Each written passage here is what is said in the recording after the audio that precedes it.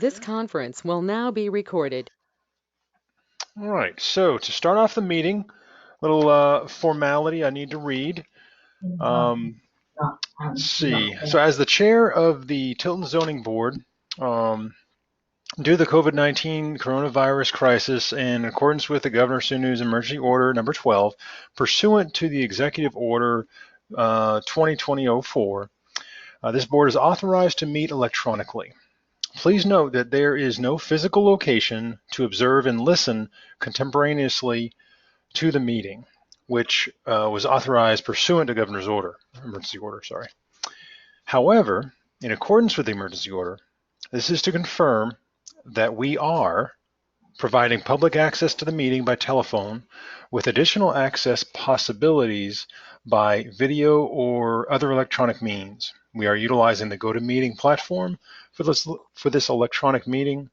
All members of the Tilton Zoning Board have the ability to communicate contemporaneously during this meeting through this platform, and the public has access to contemporaneously listen and, if necessary, participate in this meeting through dialing the phone number 1-866-699-4679 using PIN 811-952-253. Also to confirm that providing public notice to the necessary information for accessing the meeting via the town's website and the town kiosk located outside Town Hall. Also confirming that providing a mechanism for the public to alert the public body during the meeting. If there are problems with access, if anybody has a problem, please call 617-286-4206 or email web at Tilton, I'll start over, web at tiltonnh.org, both of which will be monitored during the meeting.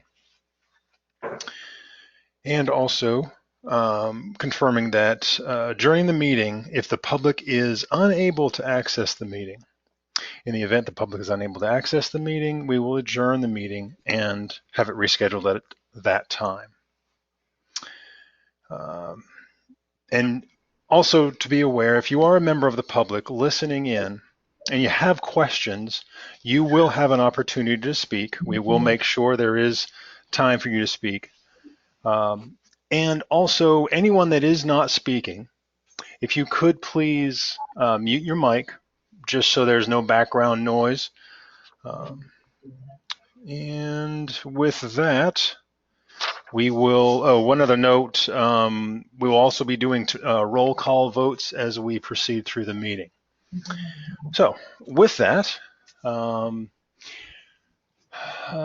normally we vote on the minutes of the last meeting.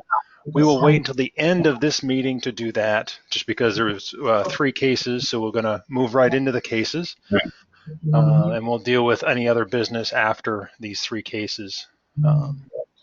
So starting off, we're going to start off with the Zoning Board case 2101, which is an application from Fireworks of Tilton, Fireworks of Tilton LLC, and they are seeking a special exception to Article 6E of the zoning ordinance to allow temporary storage of consumer fireworks using a total of 10 shipping style containers to be placed on the property, 5 20-foot and 5 40-foot, in lieu of semi-trailers.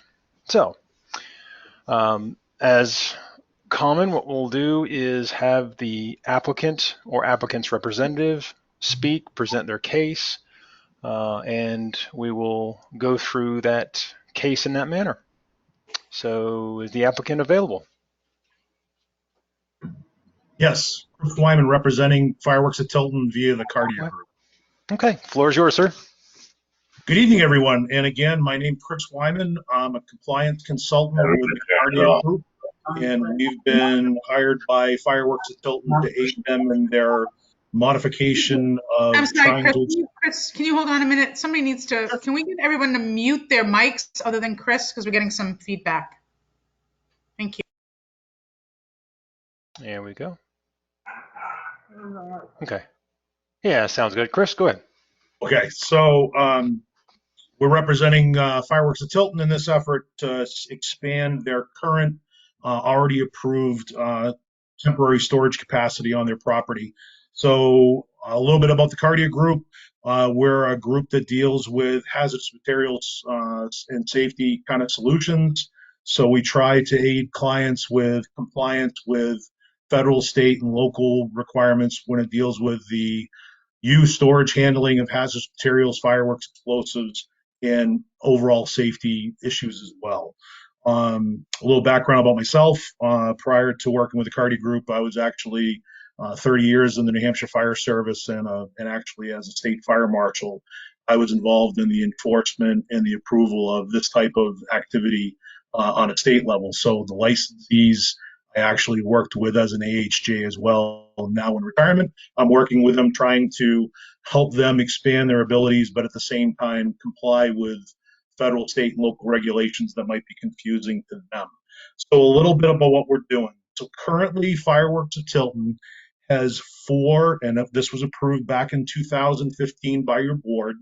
They have a special exemption already to use four semi trailers to be parked on the property for the storage of consumer fireworks on a temporary basis. So the town approval is from February to approximately July each year. Just due to the natural increase of Fireworks at Tilton's business, they're looking to expand their capability. And over the last 5 years, their sales have gone up, so their capability for and need for storage has increased. So what we've presented in our proposal before yourselves and the planning board is to change the storage layout basically to aid them in their effort. So rather than having four 53-foot trailers parked on the property using for the use of the storage of fireworks, we're looking to change it and change the configuration and the layout a little bit to use five 40-foot shipping containers and five 20-foot shipping containers to do this. So the reason for the modifications, like I said, there's been a natural increase in their business over the last 5 years. They also have, and this is natural with the fireworks industry nationwide, is they don't have the ability to really control or schedule with their shippers as to when their deliveries are going to occur. So they're pretty well handcuffed by what the vendors overseas are doing and when the vendors are going to release their shipments to come here to the United States. So what you may have seen over the last couple of years as an example of it, so Fireworks at Tilton, you may see on their property, their four shipping containers off the back of the parking lot towards the riverside. But over the course of the summer or spring, you may see additional trailers that are parked in the parking lot because they don't have the storage capacity when the deliveries arrive to actually offload them and put them in the four trailers that they have. So we're trying to aid them in the effort of expanding their capability so that they don't need to seek some form of emergency approval from the fire department if a delivery shows up and they do not have the storage capacity, or to basically make sure it's safely out of the public area of the property when this stuff arrives. So with this proposal, we've looked at increasing their storage capacity, as well as we've added some safety enhancements to the overall property and the way they're storing. So what are we looking to do in the modification? So looking to increase their capability for the business. So obviously we're trying to, in that temporary period, improve and increase their capability to store on a safe level. So like I said, we're going from four 53-foot semi-trailers to five 40 and five 20-foot shipping style containers. So the current storage area is going to be the same area we're going to be using or utilizing for this, basically leveling off the property back there so that the shipping containers can be placed butted up against one another. All your state fire code and building code requirements as far as setbacks and table of distances to buildings for fire separations and all that stuff have been put into the site plan in this proposal. And we're looking to increase some safety too with that area back there. We're looking to add some additional light poles that puts lighting back there so that 24 hours a day there's lighting back there, so that area is not dark like it currently is. And we're going to be looking to expand their security capability with additional cameras and all that stuff to that area of the property. So some overall benefits with the proposed change if this is allowed by the zoning board. So the shipping containers currently, if you look at how they store, everything is either loaded or unloaded on the parking lot side of the storage area. So when their 453-foot trailers are in place, when their deliveries arrive, the deliveries are coming out of the trailers in the parking lot and being loaded into their storage trailers in the public area of the parking lot. So with this modification, with this proposal that we're presenting tonight, the actual entrance to storage is going to be on the river side. So it's going to be turned around. So it's on the river side of the storage area and out of the public area of the parking lot. So that's one benefit. That increases safety. You don't have cars parking close to where they're working. We don't have general lay people interfering or going into their storage areas. We're reversing the storage area completely. The profile. So if anybody has ever looked at the storage area from the profile of Tilton Road, the semi-trailers are going to be standing taller than these shipping containers. So by transferring from semi-trailers to shipping style containers, we're dropping the overall profile 4 feet. So just taking the wheels out on an average semi-trailer from ground to the bottom of a semi-trailer, you're talking about approximately 4 feet worth of height. We're going to get rid of that. So the 4 feet are gone with the shipping containers, as well as the shipping containers aren't as tall as the container portion of a semi-trailer. The average height of a semi-trailer from the floor deck to the roof is 9.25 feet, where the overall height of a shipping container at least on the inside, is just over 7 feet tall. So the profile from the street is going to change a little bit too. We've identified in Fireworks Tilton will be maintaining fire department access when the containers are dropped in that area.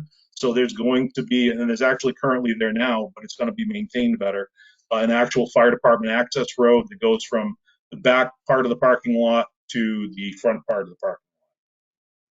We're going to increase safety and security with some new things. So locking arrangements. The current locking arrangement is basically just a padlock on the back of the semi-trailer.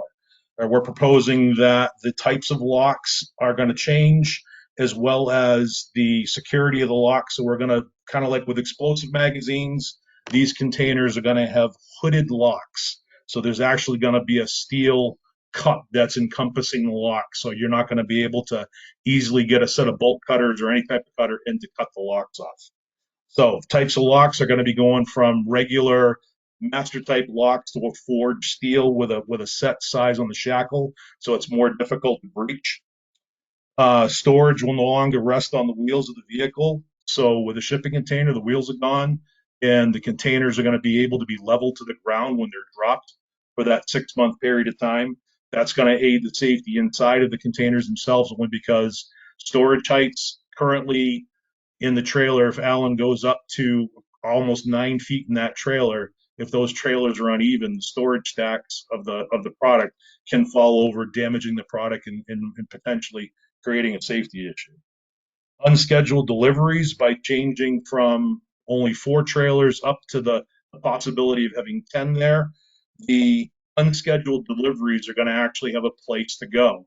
So versus currently, a trailer will get dropped in the parking lot in hopes that within the next week or two, Alan's staff will be able to empty it and putting it into the 4 trailers. So that's going to change that. So unscheduled deliveries will actually have a place to go versus just being parked and left in the parking lot. We've established some daily operating procedures. So setting criteria of what the employees have to do with handling the product, how they're going to handle the product in the containers, how it's being stored overall. So we've established some procedures for them, as well as emergency plans for both the employees and the Tilton Northfield Fire Department. So we've already presented this plan to the Tilton Northfield Fire Department back in November. The fire department did sign off on their approval of the site plan back in November. And then also in November, we had gone to the planning board, and the planning board asked us to seek your approval before they made any formal action on this proposal.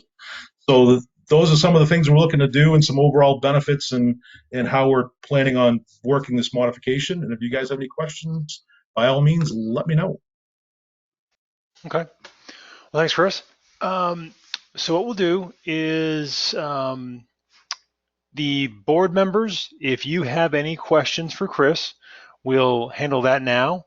Then once those are handled, then we'll give the public an opportunity to speak. And any abutters, anybody in the public that has an opinion or comment, you'll have an opportunity at that time.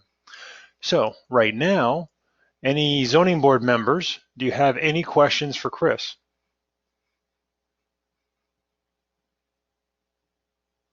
I have a question, Jim. Go for it, man. How does the physical layout change aside from, are you just literally swapping shipping containers and semi-trailers, or is there a physical change to that road that loops back around it now? Good question. There actually is no change. So if you look at their current property, if you face towards the river, there already is a U-shaped drive that goes back through that property.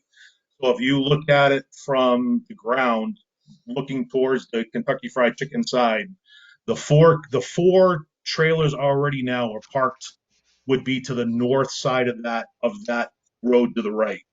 So rather than trailers, we'd be dropping the 5 40-foot containers there, and then along the edge, along that western edge of the parking lot on the river side, we would just be literally lining them side by side, and they can be abutted right up against one another.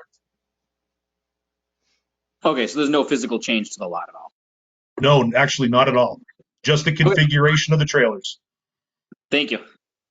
Well, so just to be clear, there is going to be a leveling. So earth is going to be brought in, and there's going to be a leveling of the lot. Is that correct, Chris? Yeah. So no additional materials being brought in. So some has already been removed.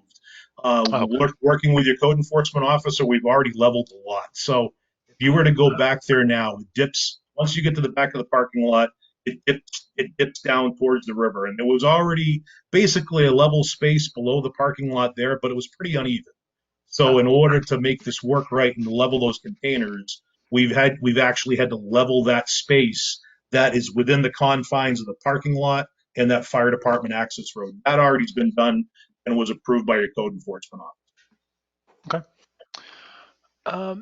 So I have a question regarding, in the past, it was approved for 5 trailers, seasonal, and now we're going to basically double that to 10 trailers. Granted, it's different sizes. Why was 5 trailers chosen?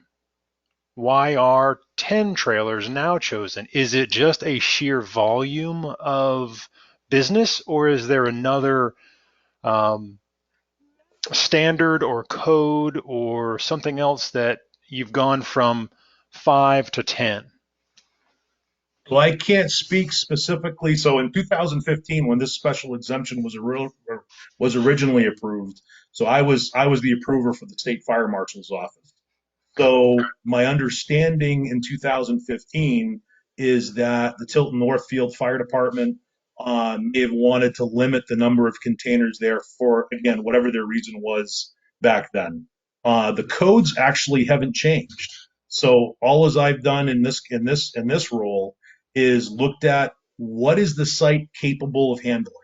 So using the state's building code and the state's fire code and the establishment of the fire separation distances and the table of distances for this type of commodity, we've applied it and was able to look at the property and say, we can safely, within the parameters of this space, we can use this number of containers. So that's part one to your answer. Part two is, yes, there has been a natural increase in Mr. Obie's business in the last 6 years. So there has been a volume increase. But the bigger issue, and I saw it as a state fire marshal, and you guys as local residents may see it throughout the year, is that he has the 4 containers he's been using. But like I said, where he can't control the delivery schedule of his vendors in China and overseas, when this stuff arrives, what ends up happening is he'll have a trailer parked in the more forward part of the parking area, not in that storage area because it's not part of his approved storage, that might sit there for a week or two. He may have to reach out to the Tilton Northfield Fire Department to seek some sort of special or emergency approval for that limited time it's going to be there until he can offload it into his approved storage area. So by adding the additional containers, he has the ability to drop those, and they might be, if he dropped all 10 of them at one time, a lot of those containers might be empty throughout the year, depending on what his capacity needs are and when his deliveries arrive. So we're trying to actually solve 2 things: natural increase in his business, but also we don't want, from a safety standpoint, just trailers parked in the upper parking lot that are full of fireworks that don't meet your special exemption from a safety standpoint. So we're trying to alleviate that as well. Okay. So it's a natural increase in business, and Yeah. more importantly, a logistics safety concern is why the change in numbers, what it sounds like. Is that fair to say? Absolutely, yes. Okay. All right. That's all the questions I had. Anybody else from the zoning board have any questions for Chris?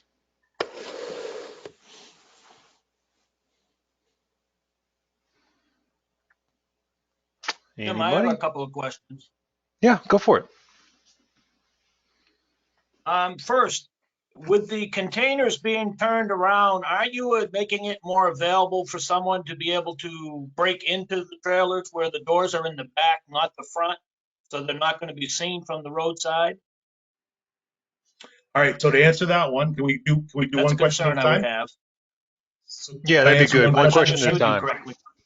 Okay. So to your point, yes, the doors to the containers are being reversed and they're facing the river side. So to answer your security question, so one, we're looking to add additional parking lot lighting to that rear area. One on the north side, one on the south side, so we illuminate that space. So that's part one to your answer. Part two, we're looking, and Mr. Obley's agreed that we're going to expand the security cameras to that area as well. So now we've got video 24 hour day, 7 days a week, security camera footage. So that's part two. Part three, and thought of those things, is what we talked about, or actually I mentioned in my presentation, is that we're changing the locking arrangements. Rather than just using an exposed like master lock, we're actually going to be using hardened steel with a specified shackle that actually meets the locking requirements for basically explosives magazines. So the padlock itself is going to change, as well as there's going to be a steel plated hood placed over those locks so that they're not readily exposed. The only way you can literally get those locks off is to reach in underneath, unlock them, and pull the lock out that way. So they're not going to be exposed for bolt cutters or any type of saw or anything like that. I mean, somebody would literally have to truly go to town with a torch or something else to get through that setup. So we have thought about exactly what your question is.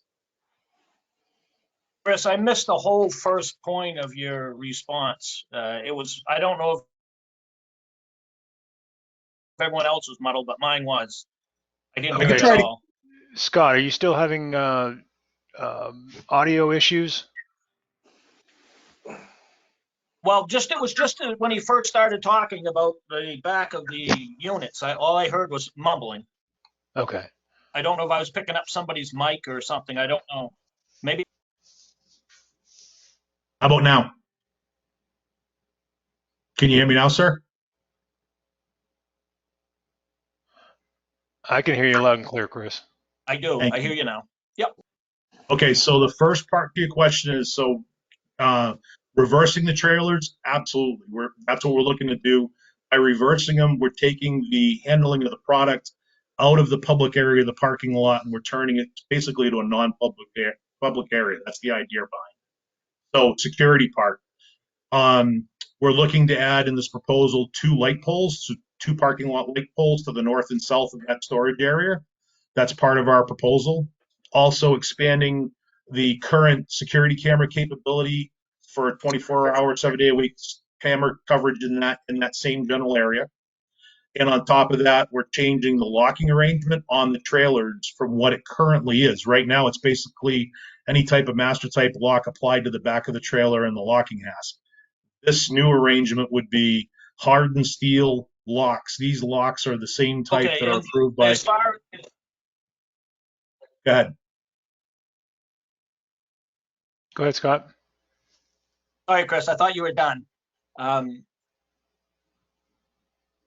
So adding the locks, these And are then hardened. also with the cameras, you mentioned, Chris, with the I didn't get anything security from them. cameras, who monitors that, and where is that being monitored from? I didn't And get it. So, I didn't get his so question at all. Chris, Scott, it sounds like your audio is cutting in and out, but from what I'm gathering from Scott's question is he was questioning or was wanting information about the monitoring of the security cameras. So you're going to be adding security cameras, and he was wondering, are they going to be monitored 24/7? Is this going to be a service? I'm assuming that was his general direction of his question. So currently there is a security system there that is monitored and recorded 24 hours a day. Who specifically it's monitored by, I do not have the answer to that, but I can get it for you. Okay, thank you. Scott, did you get that? okay, so is it locally monitored, Jim? I'm getting some of it. I don't know what's going on with my internet. Okay, so Chris was saying that currently it is monitored and recorded, but Chris does not know currently who is actually monitoring or what the service is, but he can find out if you should need so.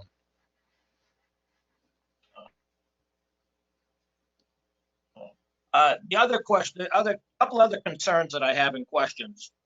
In your documentation that you brought in to the land use office, on the back of it, it states about fire incident evacuation, and it says 2,600 feet. You do realize that we have a natural gas plant across the street, and we are currently just building a new PD within that probably 2,600 feet as the crow flies. Yeah, I do. And those just And I'm just concerned about you can see around the different areas the explosions of whether it be fireworks or any type of gunpowder, and in a container like that. If it took out our natural gas plant, I heat my home with natural gas, and I know a lot of people depend on natural gas in the communities of Tilton and Northfield. Yeah, so to address that, so the emergency response plan we put together and those table of distances mimic what we call the national response guide. So the emergency response guide for hazardous materials. So those are the table of distances that are basically placed in by the United States Department of Transportation should an evacuation warrant. And so it gives you the evacuation distances. So with this type of product, consumer fireworks are a 1.4 type explosion hazard. So that is a deflagration hazard. So it's the ability to burn with extreme rapidity versus a detonation hazard that you might have with blasting agents or things like that. So when you look at the overall weight, so if you break down the type of consumer fireworks you have, so with a cake type device or what you would normally see as a multi-shot firework device, over 50% of its mass is just cardboard. It is not pyrotechnic material. So when you think about the amount of pyrotechnic material that's in each individual package, and then it's stored in the DOT packaging within that, you've got 50% more paper than you do actually have different types of pyrotechnic material. Now, added to gunpowder. If you were storing gunpowder or any type of propellant used for reloading or whatever in mass quantity, you're changing your explosion hazard from and you're going higher up towards that detonation level.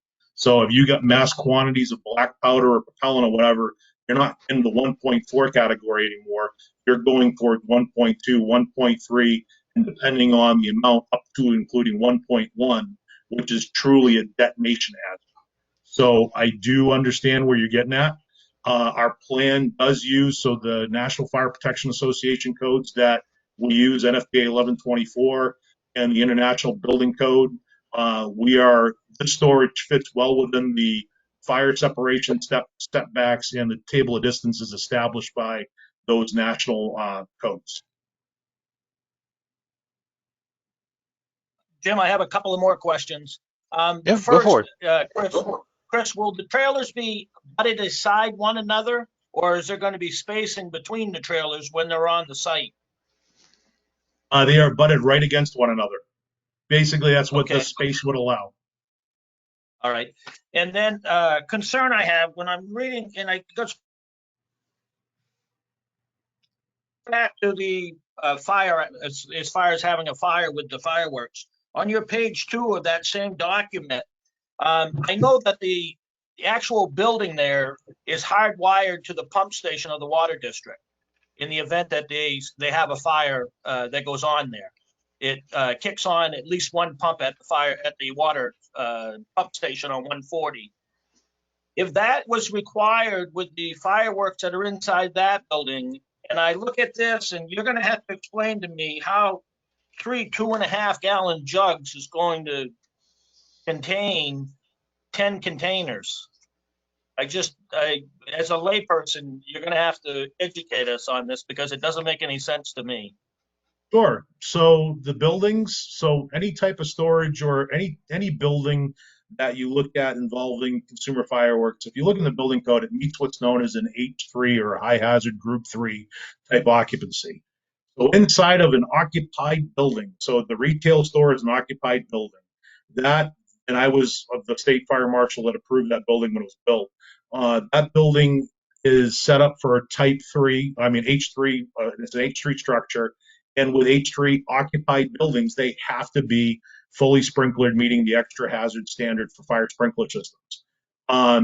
So that's for an occupied building. These are, it's not, if you want to call it a structure, it's not an occupied structure. This is a limited access temporary facility for the storage of consumer fireworks, no different than if they were being transported down the road or from its current configuration now. So the idea behind, and answering your question about portable fire extinguishers, no portable fire extinguisher is meant to put out a building fire. So the idea behind the water extinguishers is that if there in fact is some sort of small fire that can be mitigated by a portable fire extinguisher, in this capacity, we don't want to use dry chemical or anything like that. With any type of energetic material, you want to wet it as fast as you can. So that's why it's water type or 2.5-gallon pressurized water fire extinguishers. So if there is a small rubbish fire, grass fire outside of one of the trailers or something like that, we want to be able to use water to cool and extinguish that fire area as fast as we can. But in the meantime, if something gets away from them and it does get into that storage capability, that's why we're looking at total metal boxes versus if you look at a commercial vehicle that's being used now, you have rubber tires, you have wood floors, you have fiberglass, things like that. Your shipping containers are all steel. So we have a more fire resistant or non-combustible type construction that's used on a temporary basis. So it's not occupied. The only time that these facilities are occupied or these trailers are occupied is literally when basically an employee, because this is in public area, an employee is either putting product in or is taking product out. So the occupancy hazard is much lower than that of the actual retail store. So if you look at the retail store, we've got it open 7 days a week, for however many hours a day Mr. Obie's looking to get in. And the idea behind the fire alarm systems and the fire suppression systems in the building is if a similar fire emergency happens in one of those buildings that's occupied, we want those people out as fast as we can. So even in a fireworks store fire, you're going to have significant damage just from the commodity. And you can, if you want an example of that, just go back to September of 2018 when a fireworks store here in New Hampshire burned in Winchester, New Hampshire during the day. The sprinkler system was able to control and contain the fire. However, it took the overall response from the fire department and all that to actually eventually put the fire out. So we had a fireworks store fire burn here during the day while it was open. Luckily, nobody was occupying the building at the time. Everybody was outside when the fire occurred, but it still was $750,000 worth of damage. But the fire suppression systems and all that were able to keep the building standing. So this is the differences in occupied building versus a temporary storage facility. And in regards to the fire district, the Tilton Northfield Fire District, Chris, they put in there in number 2, the 2.5 gallon air pressurized, and then it goes on to talk about appropriately filled with winter in winter months to prevent freezing. What would that be? Would they be changing the chemical within the fire suppression system in the winter months as opposed to what would be in the summer months, or is it something that's used that's there all the time that is appropriate for the cold months also? Yeah, so your fire extinguisher companies can put an additive in a water extinguisher that keeps it from freezing, but it doesn't take away the capability of the water or make something more flammable or anything like that. But you can actually have portable fire extinguishers or any type of water fire suppression system set up so that you're trying to alleviate that freezing capability. Now, the nice thing about the storage that Mr. Obie's looking to do too, for the most part, his storage doesn't get dropped until spring. So your window that you've approved in the past has been from February to, I guess, July, beginning of August. So, and in years past, he doesn't usually start actually getting his shipments in until usually late March, early April. So in a lot of those timeframes too, hopefully we're outside of that freezing capability. But Deputy Jubert added number 2 to that approval for the sole purpose that in case they do get dropped early, that the freezing issue is taken into consideration with the fire protection.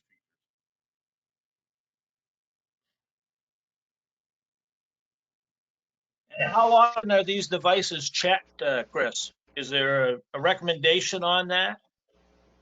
Is which devices are you referring to? The fire suppression that's in these container units, you're saying that possibly most of the time in the winter months, there would be no fireworks within the containers. But if there is fireworks put in there, when they're putting in, who's checking to make sure that that fire suppression system is adequate for the winter months if they're not usually using it? I'm not saying in the first year or two, but 4, 5, 6, 7 years down the road is what my concern is. Sure. So the state fire code requirements, so any building that has fire extinguishers used or portable fire extinguishers used. So there's 2 things. So this is a state fire code requirement. So it's a minimum fire safety standard in the state. So all portable fire extinguishers have to be annually inspected by a qualified person. So that's once a year. Also every 30 days. So this comes out of NFPA 10, which is the National Fire Protection Association standard for portable fire extinguishers. Every 30 days, the employees have to do a full visual inspection of the extinguishers as well. So they have to put hands on. Is it still there? Is it still capable of being used? Is it still serviceable? Are all the tamper seals and all that stuff in place? So the employees within every 30 days have to visually inspect these extinguishers as well. That's already a fire code requirement.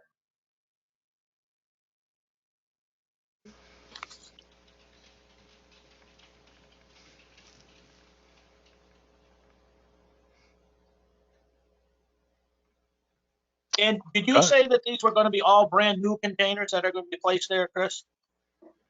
I can't say specifically they'll be brand new, but it all depends on the distributor of the containers from year to year. So again, these containers are being dropped and picked up every 6 months. So I can't specifically state that they would be brand new.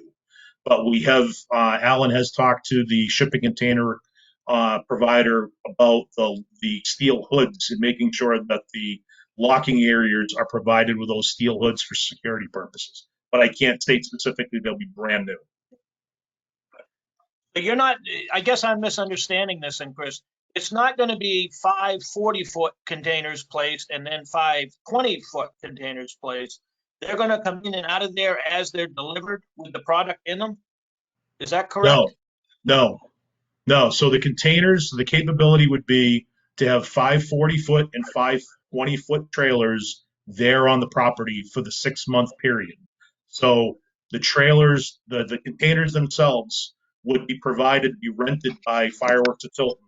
They'd be provided by a container vendor, and that every 6 months they'd be dropped and then removed at the end of your approval period. So they're going to change the containers will change from year to year. They're not going to change from delivery to delivery.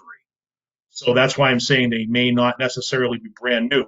It's what the shipping container vendor provides Fireworks of Tilton when they drop them each year.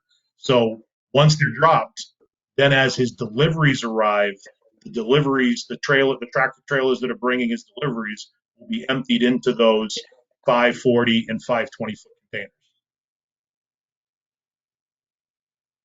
Okay. Thank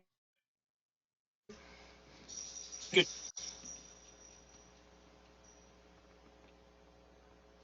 Any more questions, Scott? No, I have a little delay, but thank you, Chair.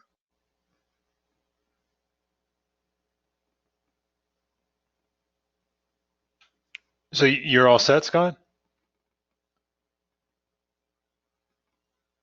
Set, Jim. Thank you. Okay. All right. Cool. Any other board members? Any other board members have any questions for Chris?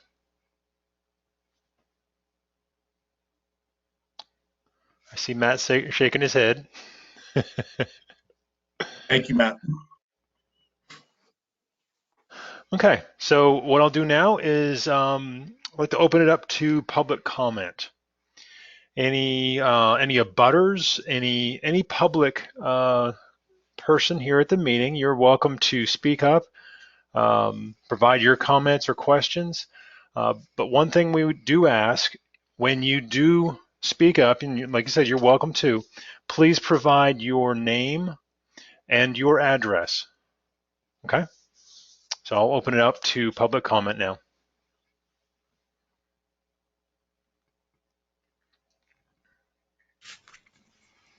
Mr. Chairman, John Yes. Scanlon. Oh, go ahead, John. Yeah, John Scanlon, Main Street in Tilton. Presently, are there any exterior pull stations that if there was a fire that somebody could alert the fire department with very quickly?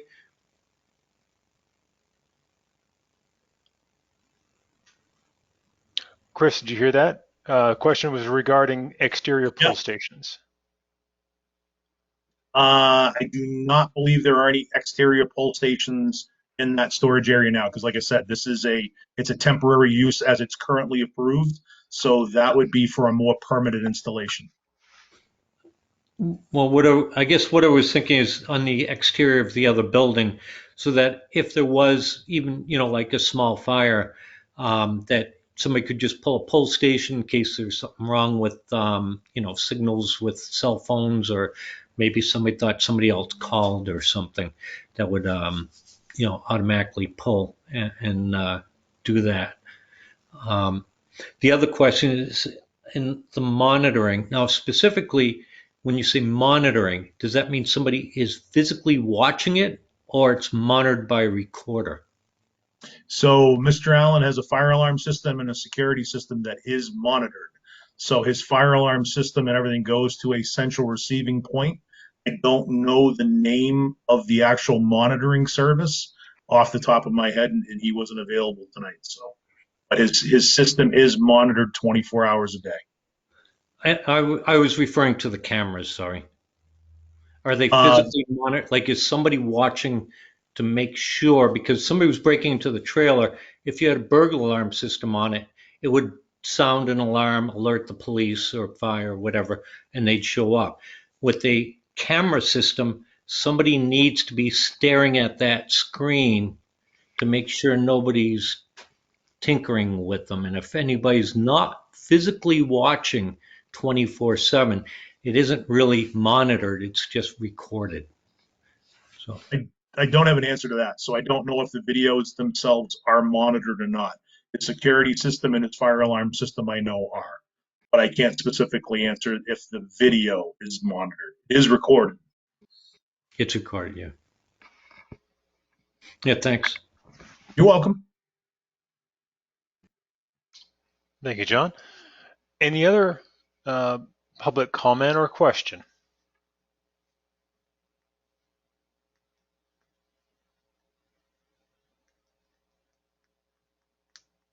Okay. So at this point, we'll go ahead and close the public comment section. And we will now, as zoning board members, we will all deliberate amongst ourselves, discuss it, and in that process, we will also go through the special exception criteria. So at this point, zoning board members, do you have any thoughts, questions, or comments you'd like to discuss?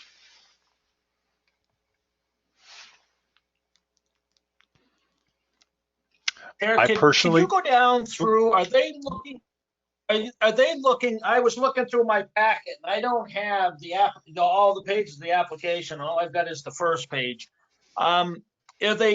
Chris mentioned that right now it's a temporary for a seasonal. Is this a temporary for a seasonal also?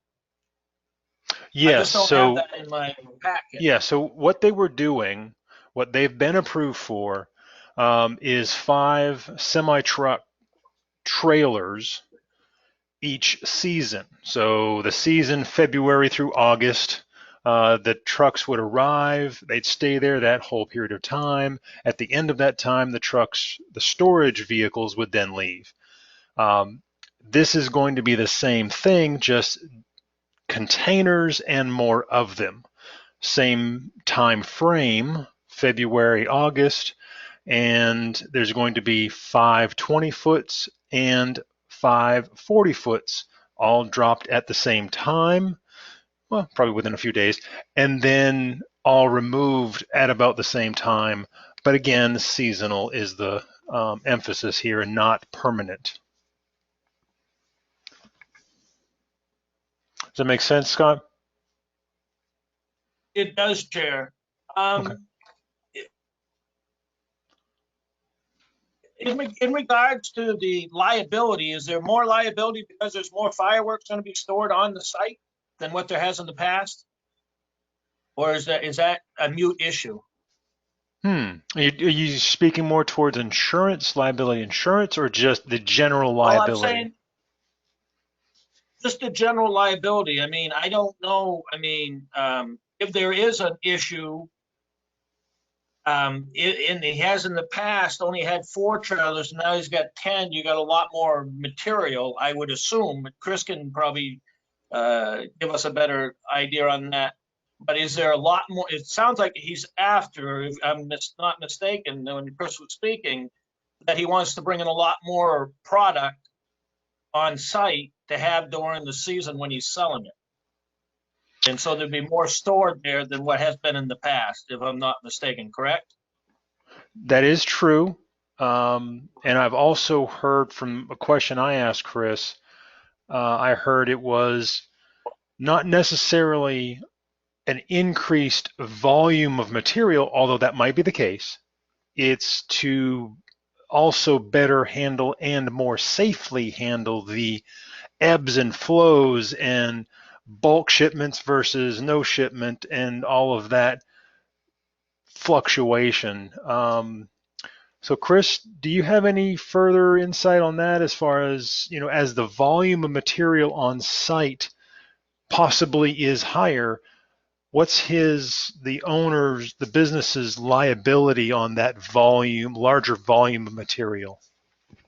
The liability, I mean, the fireworks companies all have to have multiple millions of dollars worth of liability insurance involved in all of that. But the idea behind this, and one of the reasons why, a consulting group like us was brought in, was to ensure that the security, safety, and fire aspect of this was mitigated the best possible. And using today's consensus codes and all that stuff to our availability, at the same time applying what would be the town's needs and the client's needs as well. So yeah, so there does it increase the liability? Well, we've tried to curve that with what we're doing by enhancing the security features, by changing the type of container. Like I said, you're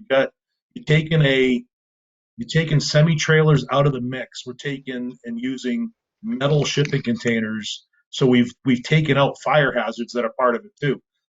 You know, the tires that are there, combustible parts of the trailers that are there that wouldn't be there with a shipping container. So we've tried to curve, if you want to call the liability aspect or the fire danger, we've trying to curve that with it. When you look at a general volume though, so it was kind of funny. So the planning board asked me this when I met with them back in November, and didn't have the math in front of me.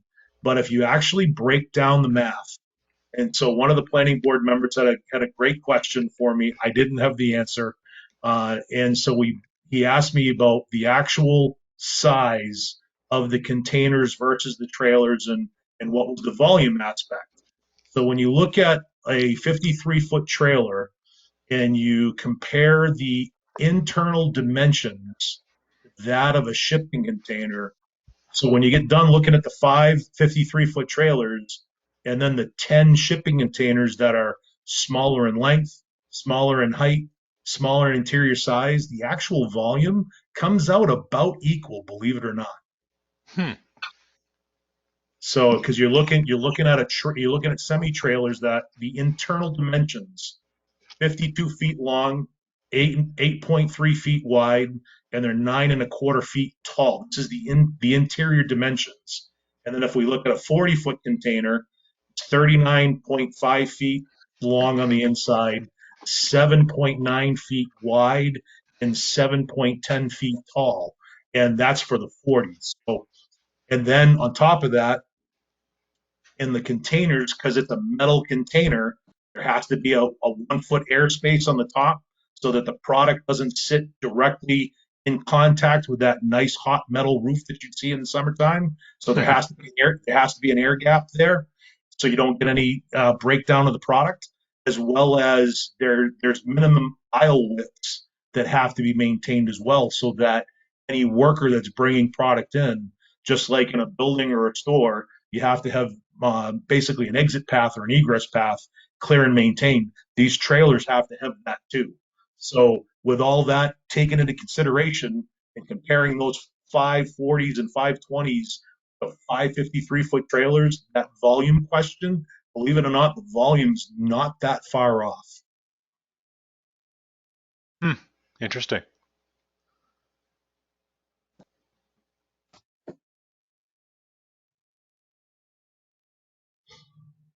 Does that make sense, or does it help answer your question, Scott?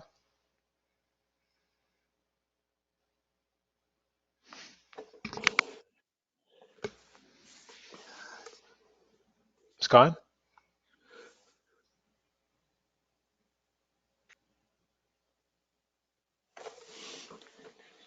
Yeah, yeah, it does. I'm Okay. going in and out here. It's crazy this tonight. Okay. I don't know what's going on. I don't know if it's the weather or. Sorry about that. All right. So moving on, any other questions, comments with the board members? I think I don't have any more questions or any more thoughts.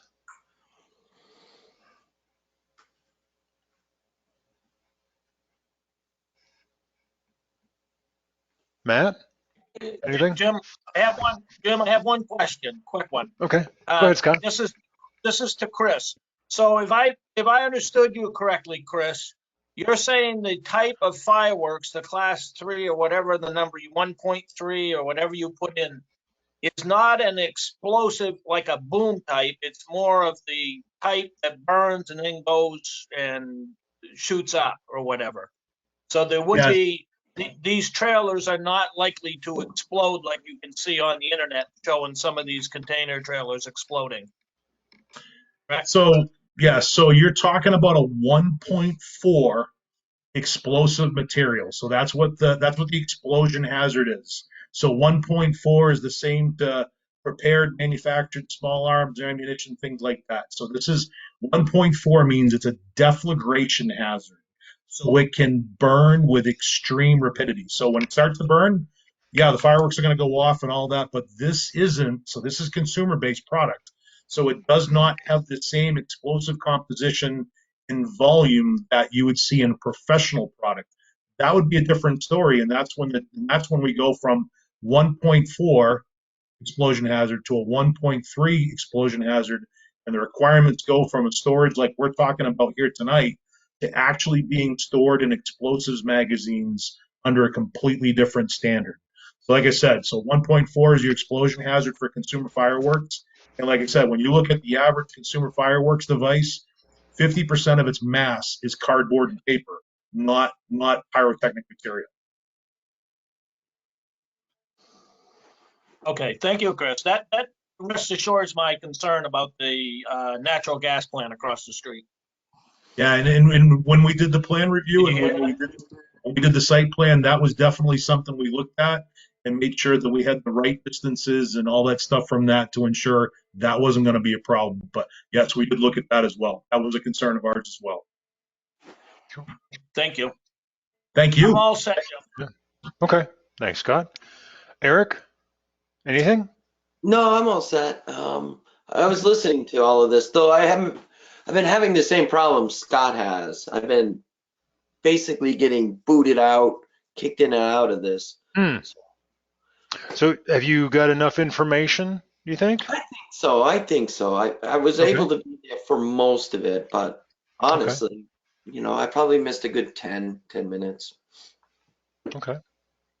Well, if everybody's comfortable, everybody on the board, I think we'll go ahead and start proceeding through the special exception criteria. And I think what I'd like to do, and Leanne, please jump in if you think different. I was going to read through the special exception criteria. I'm looking at them now, and should we all say yes or no for each, or just at the end? Because there's 7 of them. I don't want to do a roll call vote for every one of those. I think that would be too much. Right. I think, Jim, I think it would be reasonable for you to read the criteria and ask at the end of each one if anyone had any objection or issues with it, and then move on to the end, probably. Okay, and then we'll do the single roll call vote at the end. Yeah, I think that's fine.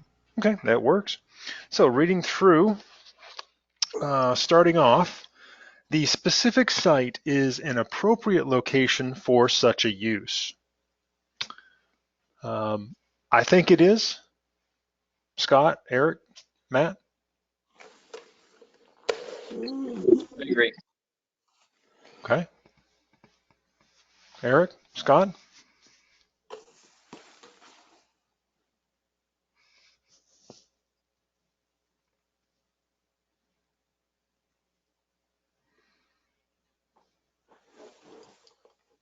Scott, Eric? Can you hear me? I can hear you, yes. Okay, good. Because I didn't know if I was actually running right now. I'm okay with it. I'm not feeling really fantastic about the addition, and I understand the volume that he was talking about. But yeah, I'm fine with it. Okay. Scott?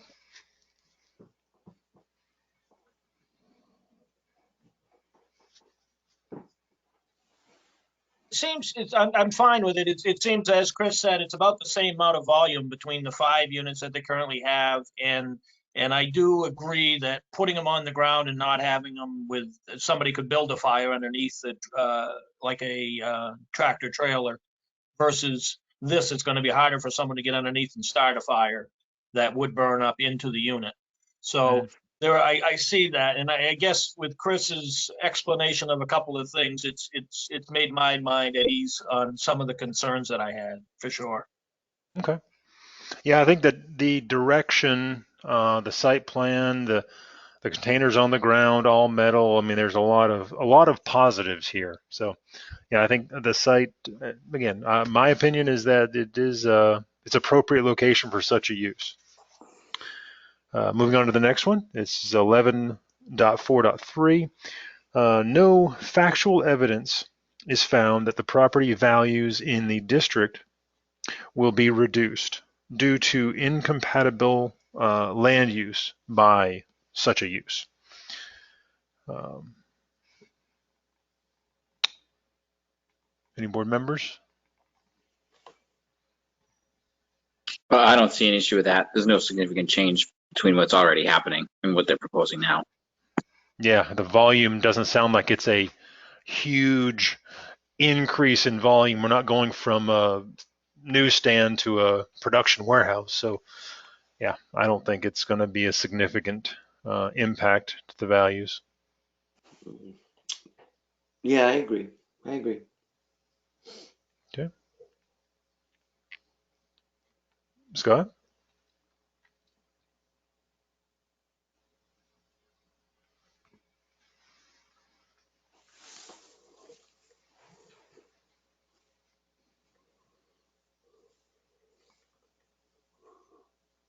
Scott?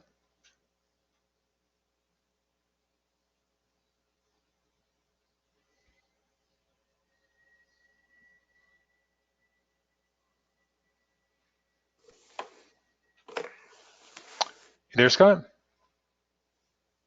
Can you hear me? There we go. Yep, gotcha.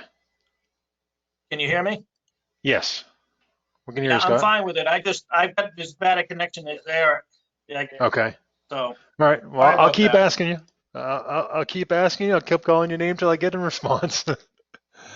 All right. So moving on, 11.4.4. There is no valid objection from the abutters based on demonstrable fact. And I didn't hear any valid objections from any abutters. So I don't see that as an issue at this point. Does everyone else agree? I agree. Okay. Agree. All right. Thanks, Matt. And Scott.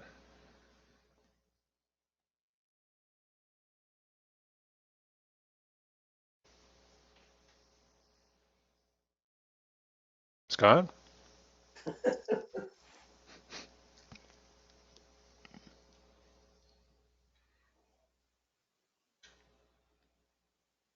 Scott, do you agree?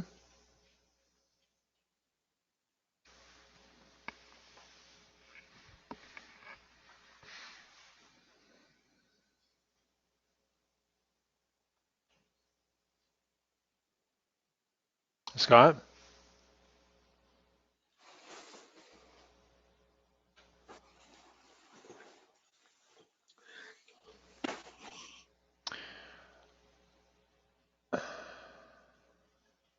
Hey, Scott? Jim, if we're not taking a roll call vote on this, Yeah, that's a good point. yeah, because we Um, could wait another 10 minutes for Scott. yeah, I know. I was thinking, Leanne, do you have the call-in information? Is that something we could send to Scott? Because I'm assuming Can you if he hear me? uses, there we go. We got you, Scott. Just thinking, Scott, if do you know the call-in information? If you were to use a phone connection, it might not have these issues. Do you know?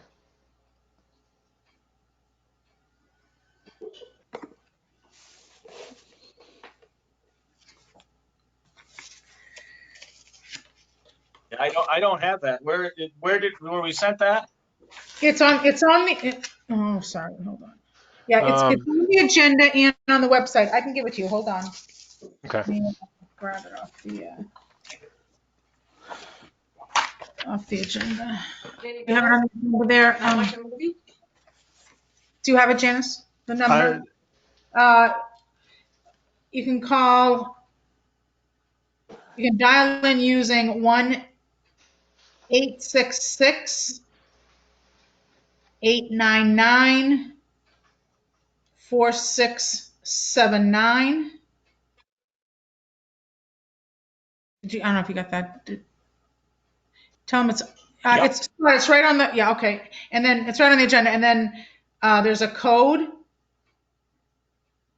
811 952 253. Yeah, All right, I'll it's try on. that. Okay, it's on the top of the agenda. So yeah.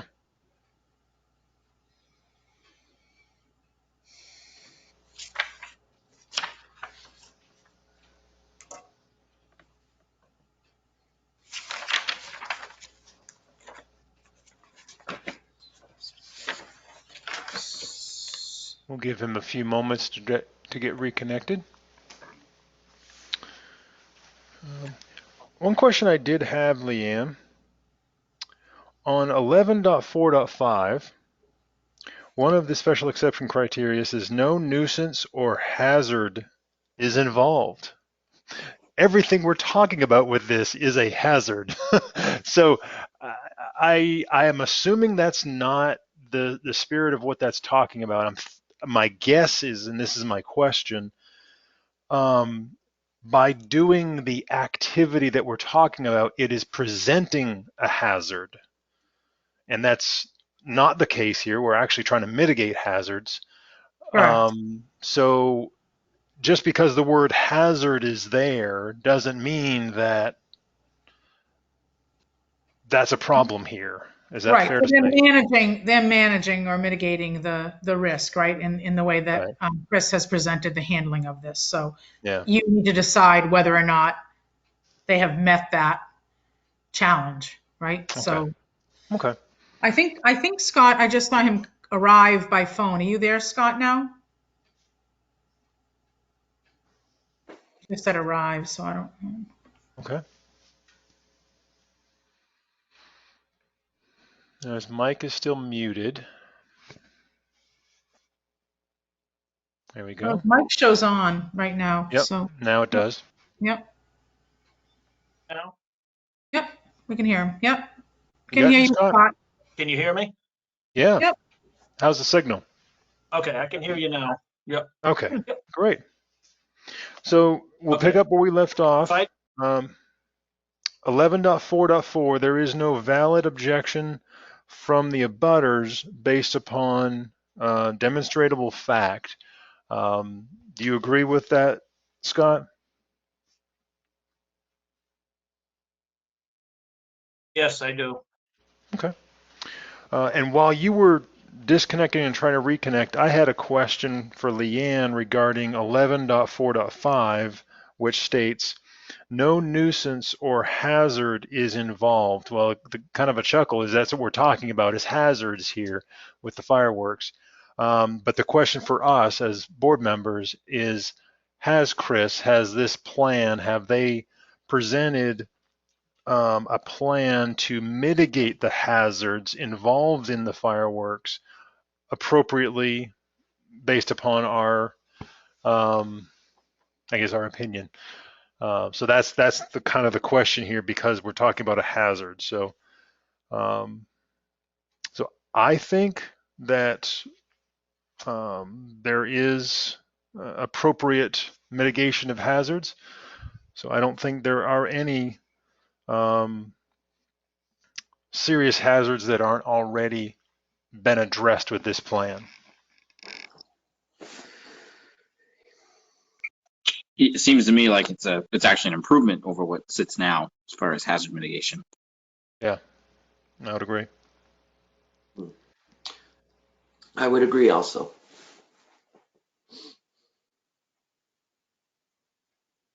Scott, what do you think? I agree also. Okay. So 11, moving on, This is 11.4. different. I'm watching you on the film, but not. Are you watching the computer screen and also calling in? Yeah, I had to shut the volume on the computer down because once in a while you'll kick on.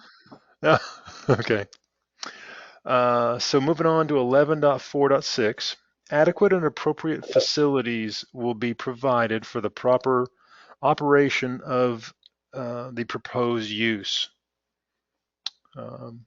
Again, I think the site plan and what has been presented to us has definitely been an adequate setup to handle this.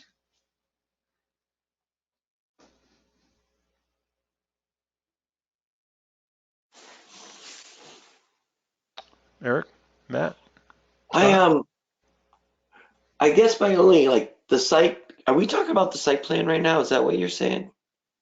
No, it's talking about the special exception in general to um, allow for the temporary storage containers going up to 10 and all the application in a whole, I guess. Okay. Okay. Hmm. Do you, Eric, do you agree that agree or disagree? Either is fine. Adequate and appropriate facilities will be provided for the proper operation of the proposed use. Yeah, see, that's what I was thinking.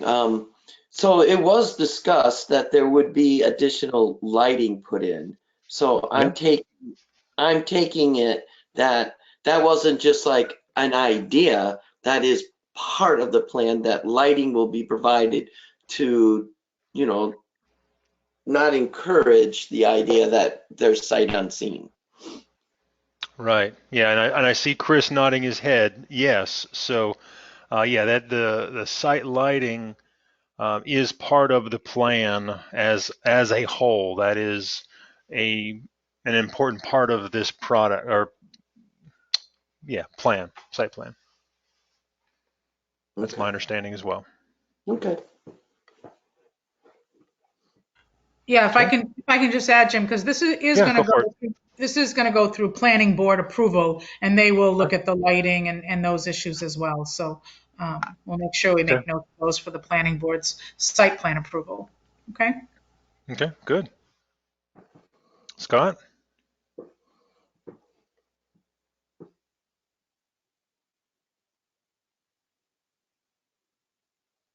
Yeah, I agree. I think that what lock mechanisms, the way the door hinges, or whatever, the way the door closes. Um, Boy, I'm getting a lot of feedback on my phone, Jim. Sorry about that. Hmm. Sounds like I'm in a.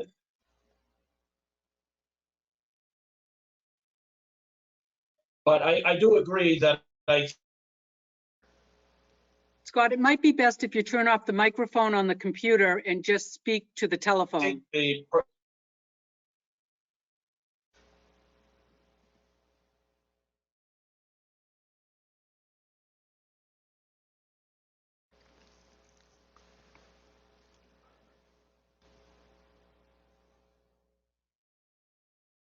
Scott. Can you hear me, Jim? Yeah. Here we go. If I shut my microphone off on the computer, then I can't hear you. I don't know what's going on. Hmm. So you should be called in and using You your don't hear me. telephone. Which number am I? Am I caller 1 or 2?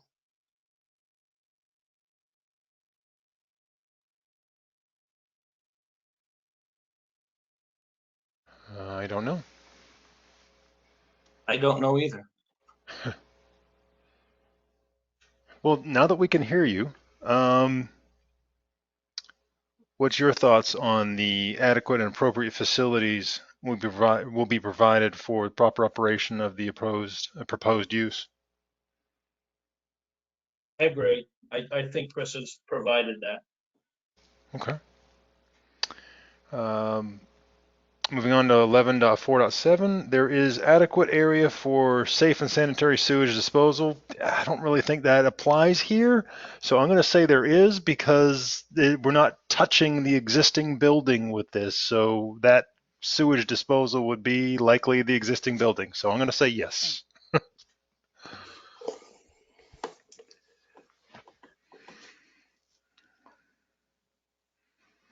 And I'm assuming everybody else is on the same boat with that, because it's really not part of this. But please tell me if you disagree.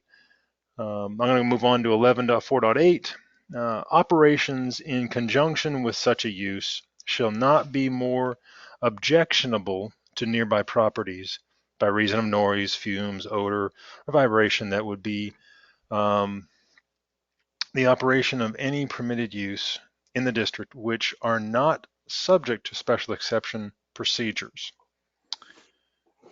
Let's see.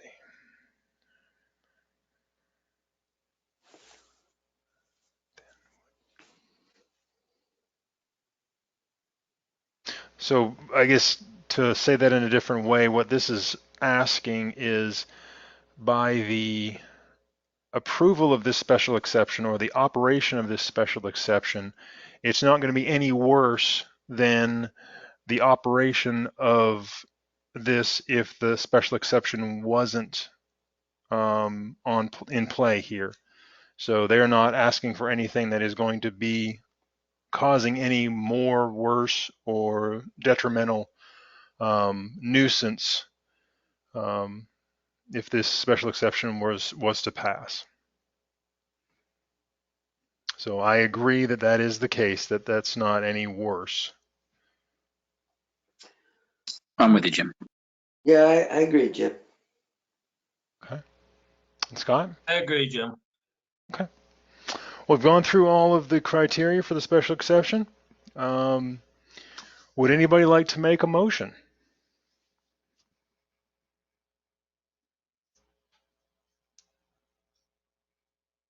I'll make a motion here. I just gotta pull up Okay. the numbers because Okay. make sure I get it right. Hold on one second. Yeah. It's zoning board case 21-01. Well, that answers my question. I make a motion that we approve zoning board case 21-01. Okay.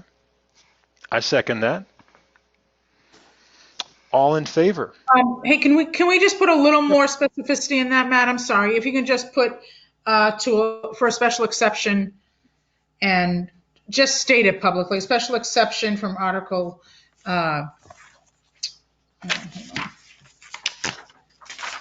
If you have the agenda, Yep.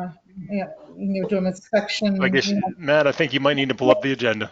That's okay, Yeah, I got it, Matt, I Um, got it. Section 6E, you have that. Just read it from the agenda if you would, Matt, just for the record, publicly, okay? That'd be great.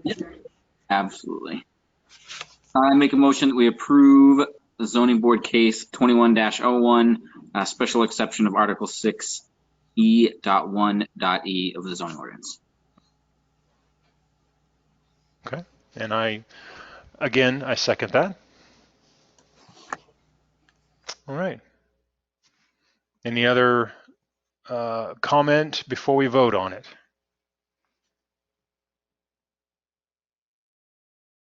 Okay, we'll go ahead and move to a vote. So, and again, this is going to be a roll call vote. So all in favor, we'll start there. So Leanne, if you want to go through the roll call Yep. vote.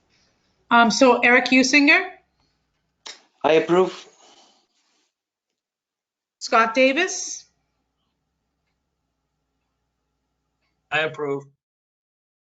Matt Gilman, I approve. and Jim Engel. I approve also. So that is unanimous. No need to ask if anybody, I guess, disapproves. So yeah, that passes. Okay. Right. Chris, So- I guess we'll see you next Tuesday at Planning Board? Yep. Absolutely. Thank Okay. you guys very much. I really appreciate it tonight. Thank you, Chris. Great presentation, great information. Thank you guys very much. All right, thank you. All right, moving on to the next case. That is zoning board case 21-02. Raymond and Kathleen Bollinger. Now, Hold on. Belanger. Belanger? Okay, thank you. I knew I wasn't going to get that right. Okay, so Raymond and Kathleen Belanger, 227 Lancaster Hill Road, in the rural agricultural district. They're applying for a variance to Article 7, Appendix C, the zoning ordinance, to allow a 16-foot by 20-foot shed 10 feet from the side property line where 40 is required, and 35 feet from the front where 40 is required. So, again, just keeping the same process. Raymond, Kathleen, either of you here would like to present your case? We had a previous variance done Say your name and address. to build a garage out there, and due to circumstance, we never got to it like 3-4 years ago. And since then, the shed that I have out behind my house now has gotten so old, my foot went through the floor of it last summer, and I decided it's probably time to tear that down and replace the tent garage that I have. If you've ever been up my road, there's one of those canvas tents that I've now got a tarp over because it's got a hole in the roof. So I was hoping to reorient the way that sits in my yard, kind of overlapping where the shed is now, and leave enough space between the new shed and my house to put trash cans there and my propane tank there, and move that away from where I'd like to put a patio where the old shed is now. The property next to me is like 50 acres of forest land. It's in current use, and my neighbor, I don't think he's planning on doing anything over with that land as far as I know. So I was hoping there wouldn't be a problem with allowing me to reorient what I was going to build 5 years ago. 2007, we have a variance. My wife says it was 2007, our last variance, and just build something with closer to the house with that can be used as a shed instead of the previous garage I was going to build. Okay. My wife doesn't like my explanation. She's walking around the side of me over here. I don't know what she's going to start talking about. Okay. So we want to take down, I'm Kathy Belanja. Okay. We want Hi. to take down 2 existing structures that are there, which are terrible structures.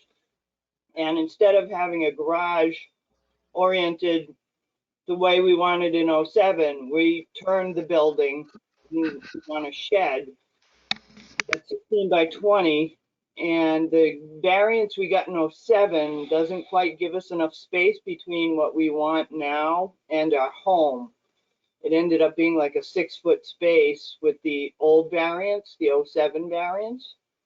So if we could get 10 foot from the sideline, we'd have like 11 or 12 feet between the shed, the corner of the shed and the house.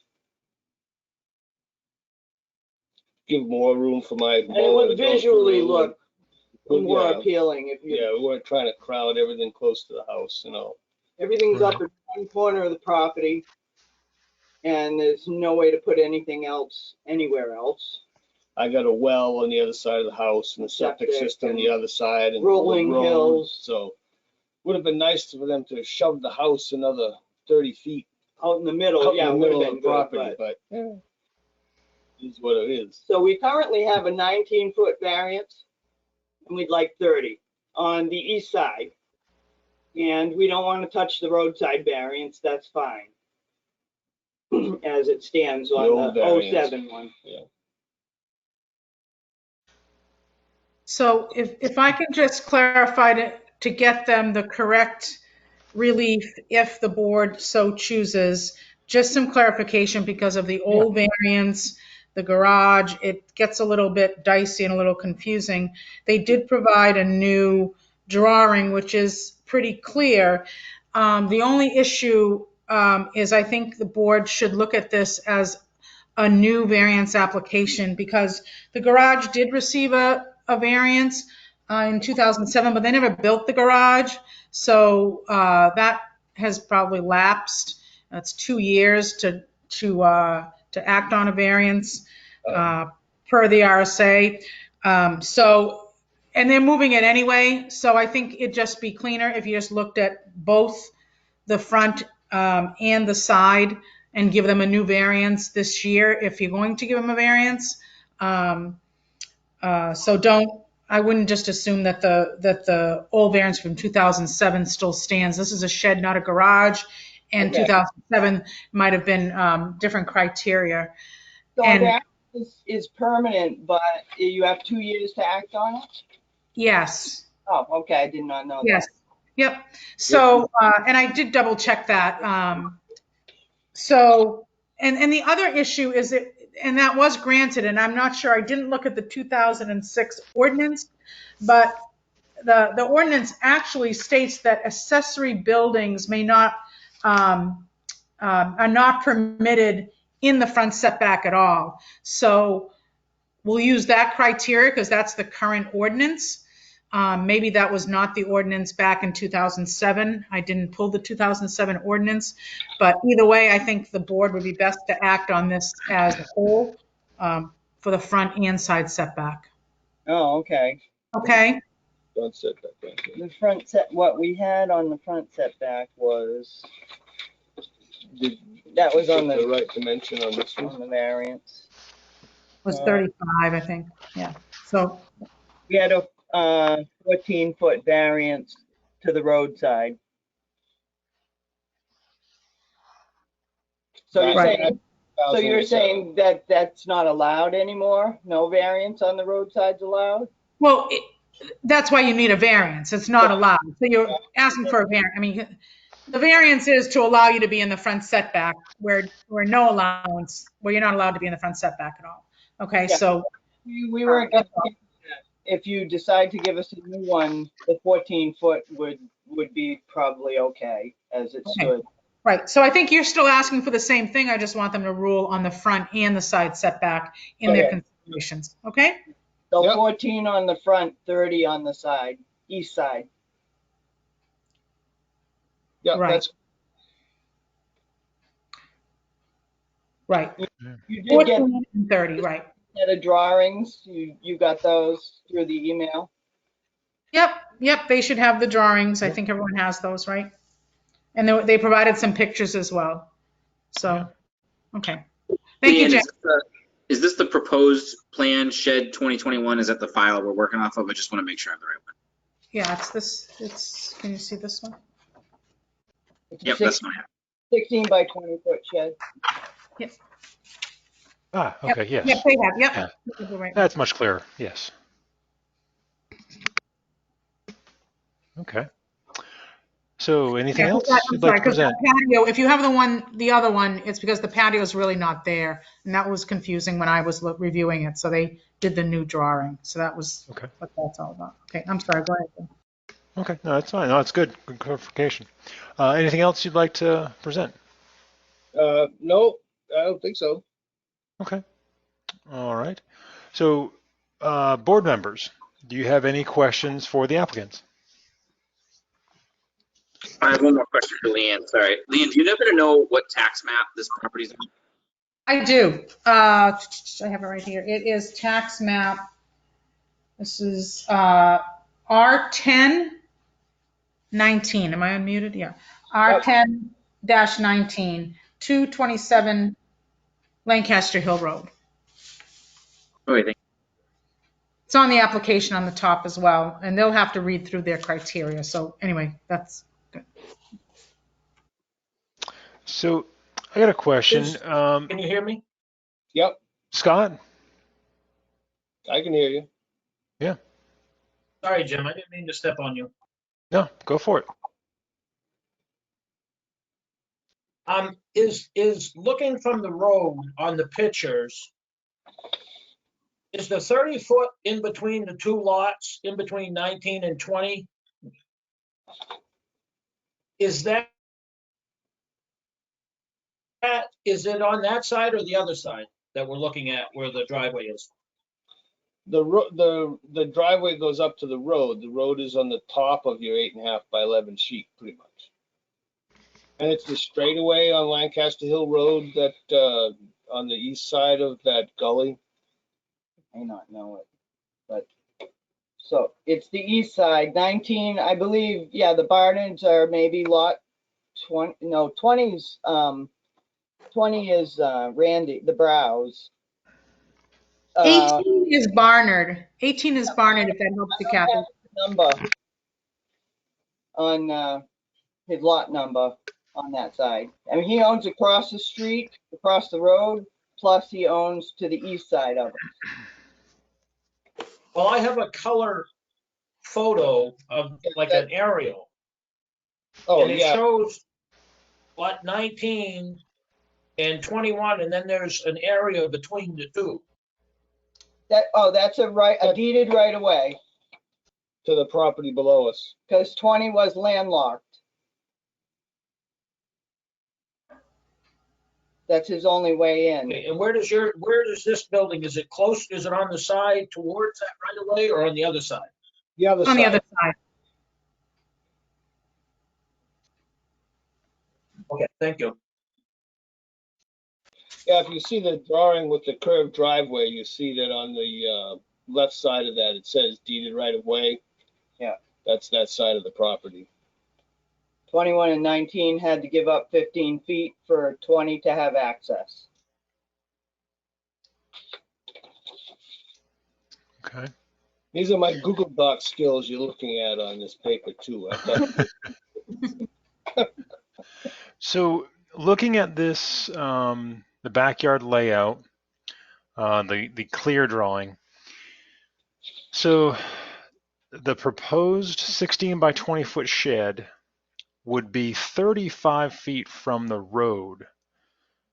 The setback is 40, so we're only talking about 5 feet. Now, it's a 14, well, we had a 14-foot variance, so it would have been Right. 26 feet. yeah. I'm not exactly sure what my final position of the shed would be. I'd like to have some room to maybe move it one way or the other. Depends how much it cost me for patio blocks to go down. There was also some confusion and no real good answers about where on the road you exactly measure from. Is it the side of the road, the center of the road, you know, the edge of your property? So I think, Leanne, I talked to you, we had said something about, we thought it was from the center of the road, 40 feet? No, you measure from the center of the road to measure your the right of way from the center of the road to the edge. If it was a 50-foot road, but 50-foot wide road, I don't know how wide the road is on Lancaster Hill, but you should have measured from the edge of your property back. Yeah. But for Jim, I think it's 26 and then 14. I think is what they were doing to make The 40. Is that right? Variance was 14 feet, so it would have been 26 feet. Right. So 26 feet from the property Edge of the- line. Right, back, Okay. All right. which would And encroach then, 14 feet. right. Okay. All right.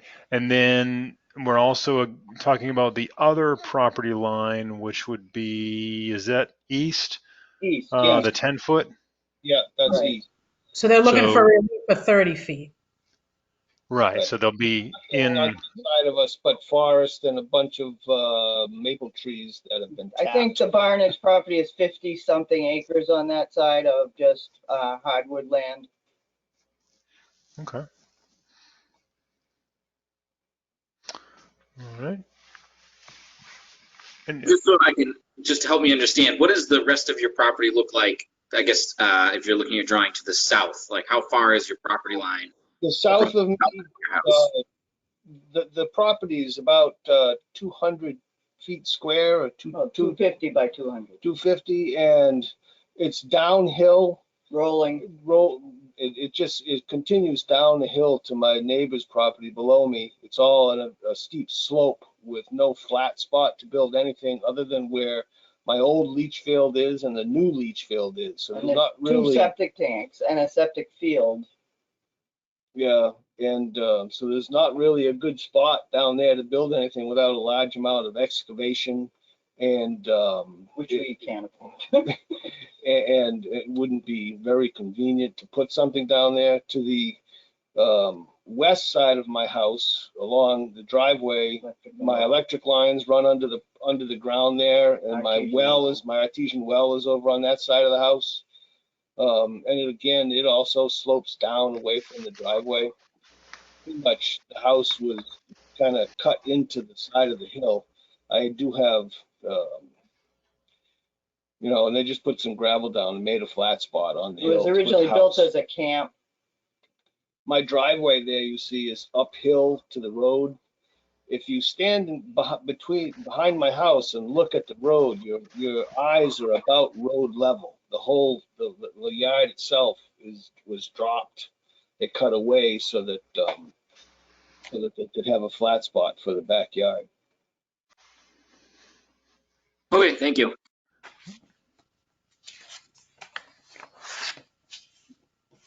Yeah, I remember. I know the property. I've driven by it, and as I remember that where the house is, where the driveway is, that's about the only flat spot on the property. Yeah. Like you were saying, from the house south, it's just a nice ski slope down.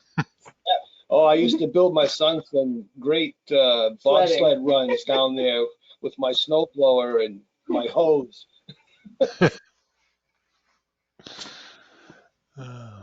Any other questions from the board?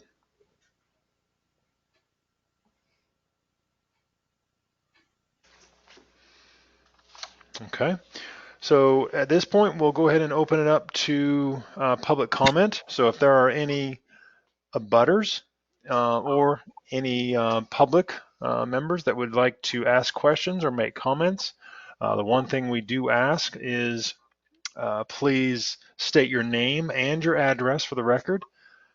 So we'll go ahead and open up to public comment at this time.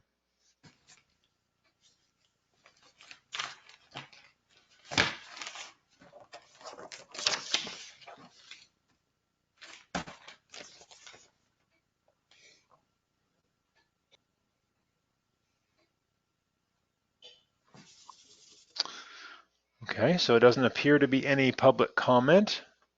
So we'll go ahead and close that. Since I didn't hear anybody, if someone is trying to make a comment, please speak up. I will give you an opportunity, but we're going to move on now to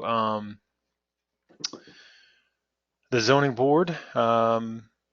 Any last thoughts or discussions? Anything you'd like to comment on or talk about?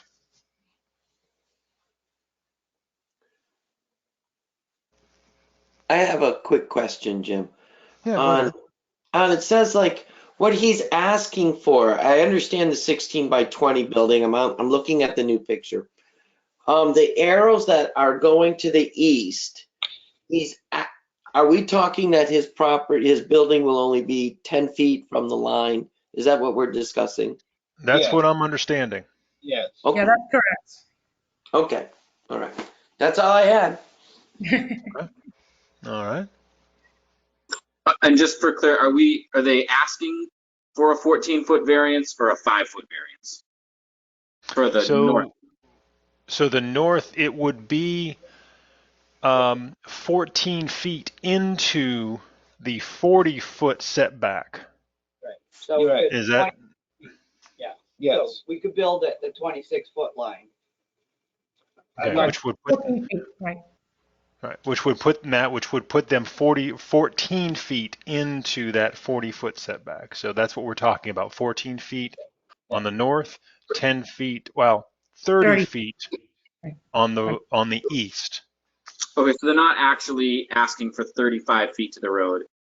No. They're asking for 26 feet to the road. Right, Yes. Okay. Correct. right. They should have written, you're right, Matt. That was, Just making sure I'm on the same page, that's all. Yep. No, that's good. Clarification is important. Visually, it will improve the look of the property too. And we have no basement or attic storage, so we're really hurting for storage space. Well, we have some attic storage, but at 67 years old now, I'm having a hard time getting things up and down the attic stairs. They pull down out of the stairs. I'd rather have a shed. Yep. I hear you. She hasn't put the Christmas tree up anymore because she doesn't want to go up in the attic to get the lights. Okay. Any other comments with the board?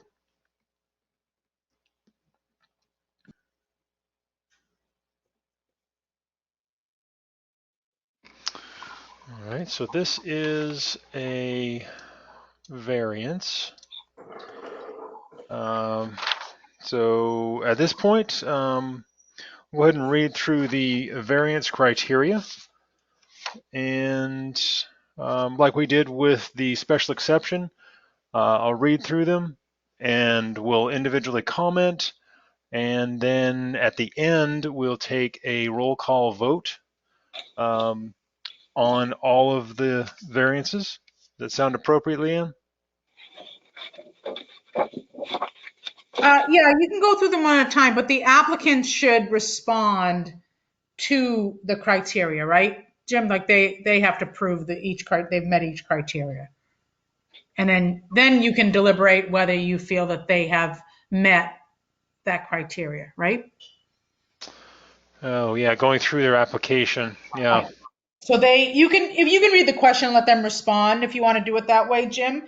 And sometimes it's Okay. easier Yeah. for people, especially virtually, and then you can either discuss each one as they respond, or you can go back and review them after. Oh, However you yeah. want to do it. True. That does need to happen. So good point. We'll go ahead and do that. So what I'll do is there's a question in the application and also the list of variances we need to address. We'll go through those and I'll start it off with the variance will not be contrary to the public interests. So if this was granted, it would not be contrary to the public interests.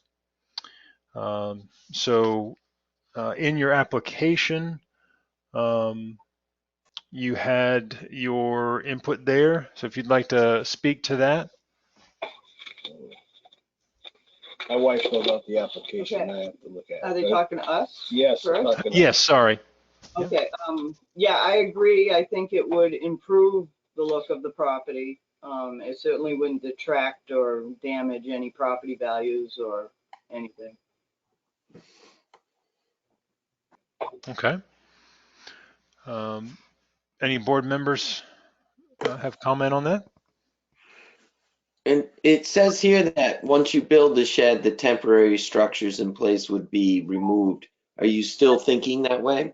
Yes. Yeah, the tent structure and the shed, an old shed would be coming down. So there would just be one outbuilding? Yes, Right. one new outbuilding. Okay, good question.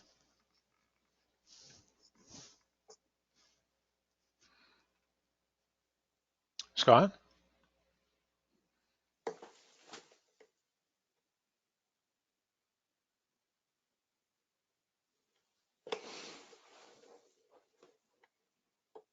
I'm fine, Jim.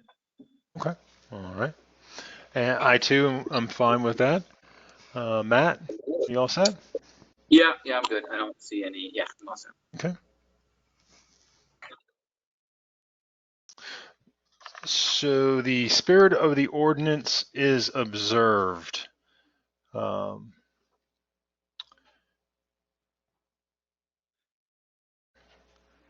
So back to the applicant.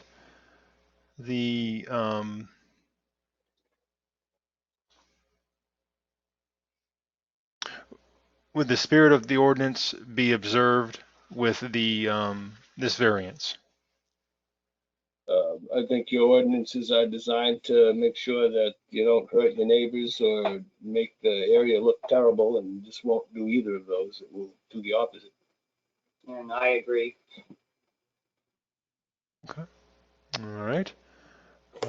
Any comments from the board on that? I think I'm in agreement with it. The property next to it is an awful large property, so it's not like this is a congested area where things are getting stacked on top of each other. So I think it's met. Yeah, I would agree as well. Yeah, I have no problem with it, Jim. Okay. And Scott? Yeah, I agree, Jim. I think that they're taking an eyesore away. Yeah. Yeah, I think it's definitely a good direction. So, All right. so Anybody seen our shed? Yes, that's true. We're taking a nice. and I've been Uh, tired of dealing with keeping the snow off of those tent garage. Never Yeah. close. So moving on to number 4, the values of the surrounding properties are not diminished. So the question is, if this variance was approved and the shed constructed, the values of the property, the surrounding properties are not diminished. Could Yeah, I don't see it having any impact on any of those properties. Except positive. Jim, I think you skipped number 3. Did I? I did. You're right. So I will finish up number 4 and I'll go back to number 3. Thank you. Um, Matt, Eric, Scott? Oh, yeah. No, I think it would have a positive impact, meaning that Yeah. the removal of the antiquated, if you will, outbuildings for a new one. Yeah. Yeah, I agree. A shed fits. I haven't seen just the lay of the land. Sounds like that's the spot for it. So yeah, I'm on board. Yeah, I would agree.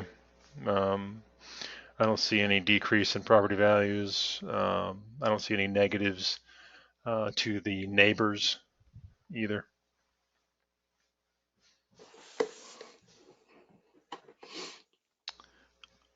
Scott, did you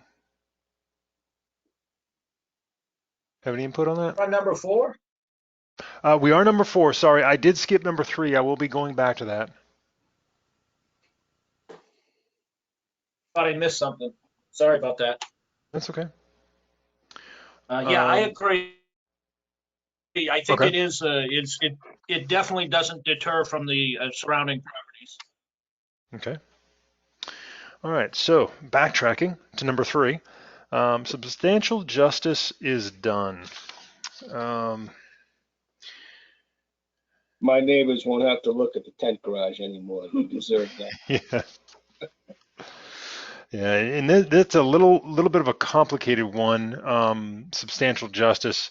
It has a lot to do with the negatives outweigh the positives. It would have to be a substantial negative to the area for it not to be granted.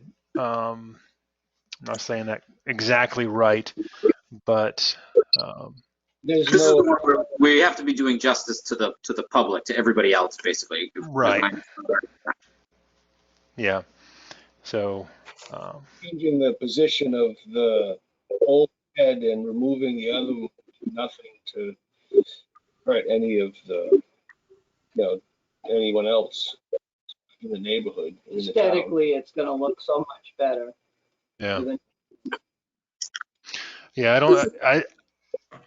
I see if the negative of not granting this variance would be both to you, the applicant, and also the neighborhood, versus anything that they would gain by not approving it. So I agree. There's really. One thing too, even with a 10-foot say 10 feet off the sideline, you still got 40 feet on the other side on the Barnage land, so there's still a 50-foot swath, and there's nothing but wood If there someone anyway. chose to build anything over there. Yeah, if the Barnage wanted to build something, they'd still be 50 feet from the side of our shed, because they'd have their own 40-foot variance also, 40-foot border. Yeah. Mhm. Setback. Yeah. Yeah.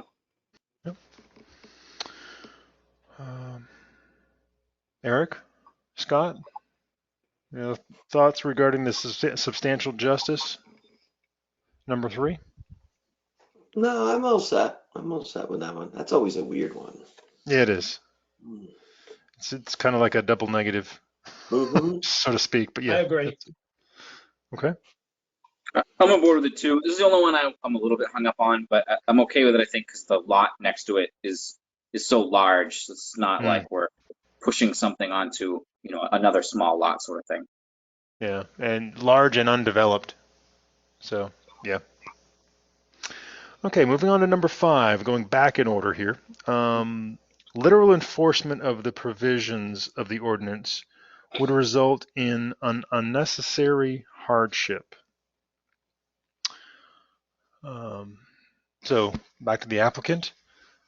Well, I don't really have a good other location to build a new shed. Right. And my old shed does have to come down. If I were to tear that one down, it's been there since I owned the property. Before. And it never had a variance. The previous owners, I think, built it and didn't even consider it. And if I tore that one down, I couldn't replace it in its footprint without getting a variance anyway. Mhm.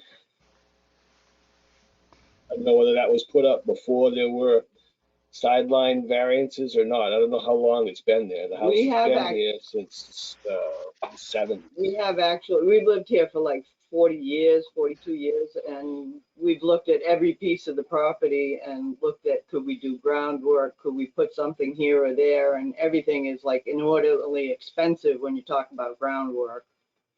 And, so inconvenient to put it, Right, if I why cut not a it shed? down the middle of the field, Yeah. So everything's up in this corner. Okay. So comments from the board.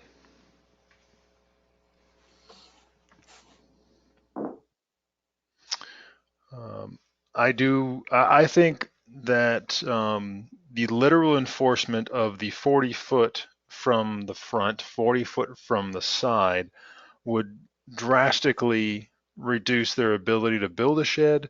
And the lot is such that there's not a lot of great places to put a shed that is reasonable. And so I think the unnecessary hardship would be the costs of going someplace else on the property to build a shed. So those are my thoughts. Yeah.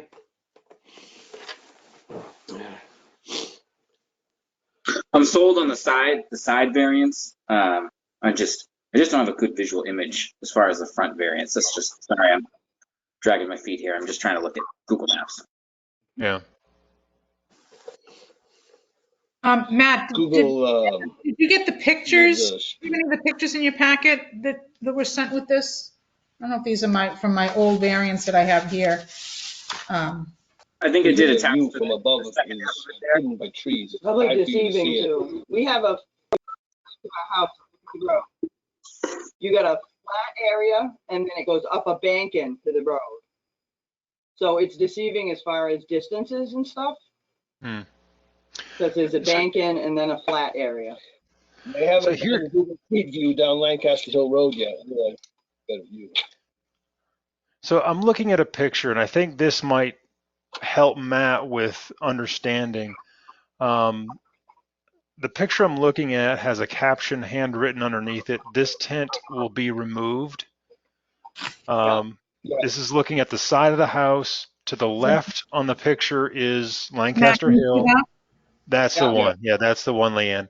Yeah. So looking at that picture, the tent that's there in that picture, that's going to be removed, correct?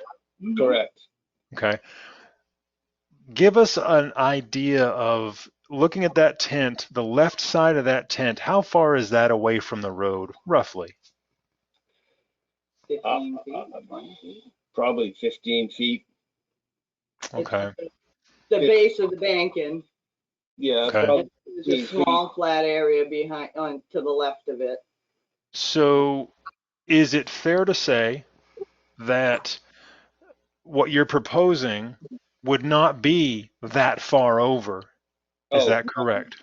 That's correct. Right. I'm probably going to have enough room between the end of the new shed and the banking that goes up to the road to plow snow. Okay. Okay, so you're not even talking about putting this shed like where this tent is, which is what I guess I've been picturing.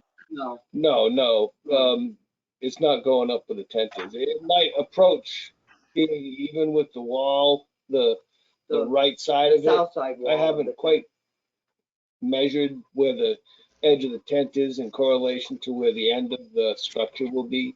Might go into the tent a little bit, the length, the 20-foot length of it, but won't come anywhere near close to the left side of the tent in that picture. Okay.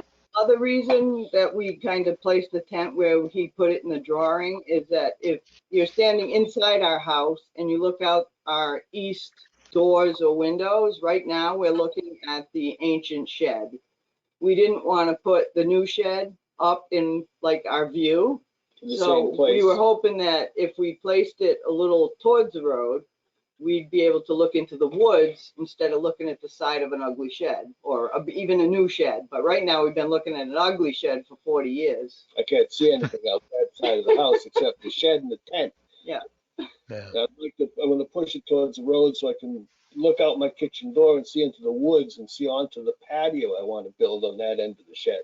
Right. I had visions of putting a TV in the shed. You open up the door and you could see the TV. Okay. All right. So does that help, Matt, get a good idea of area and distance? Yes, thank you. Okay. All right. So anybody else? Eric, Scott?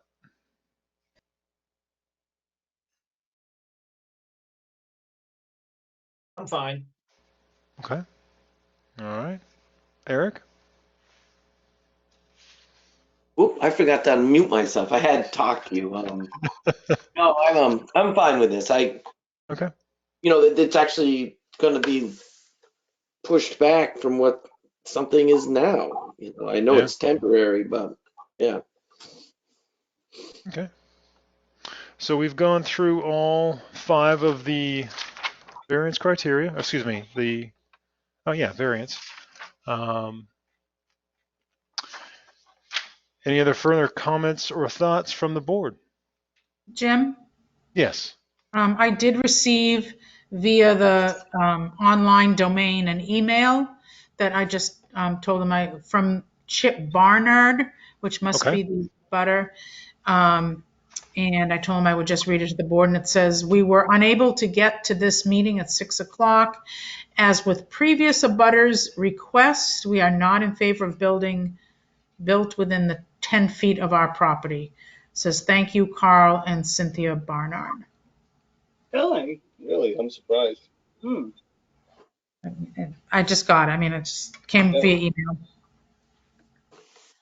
So they weren't able to get to the meeting, but they sent you an email saying they don't want it?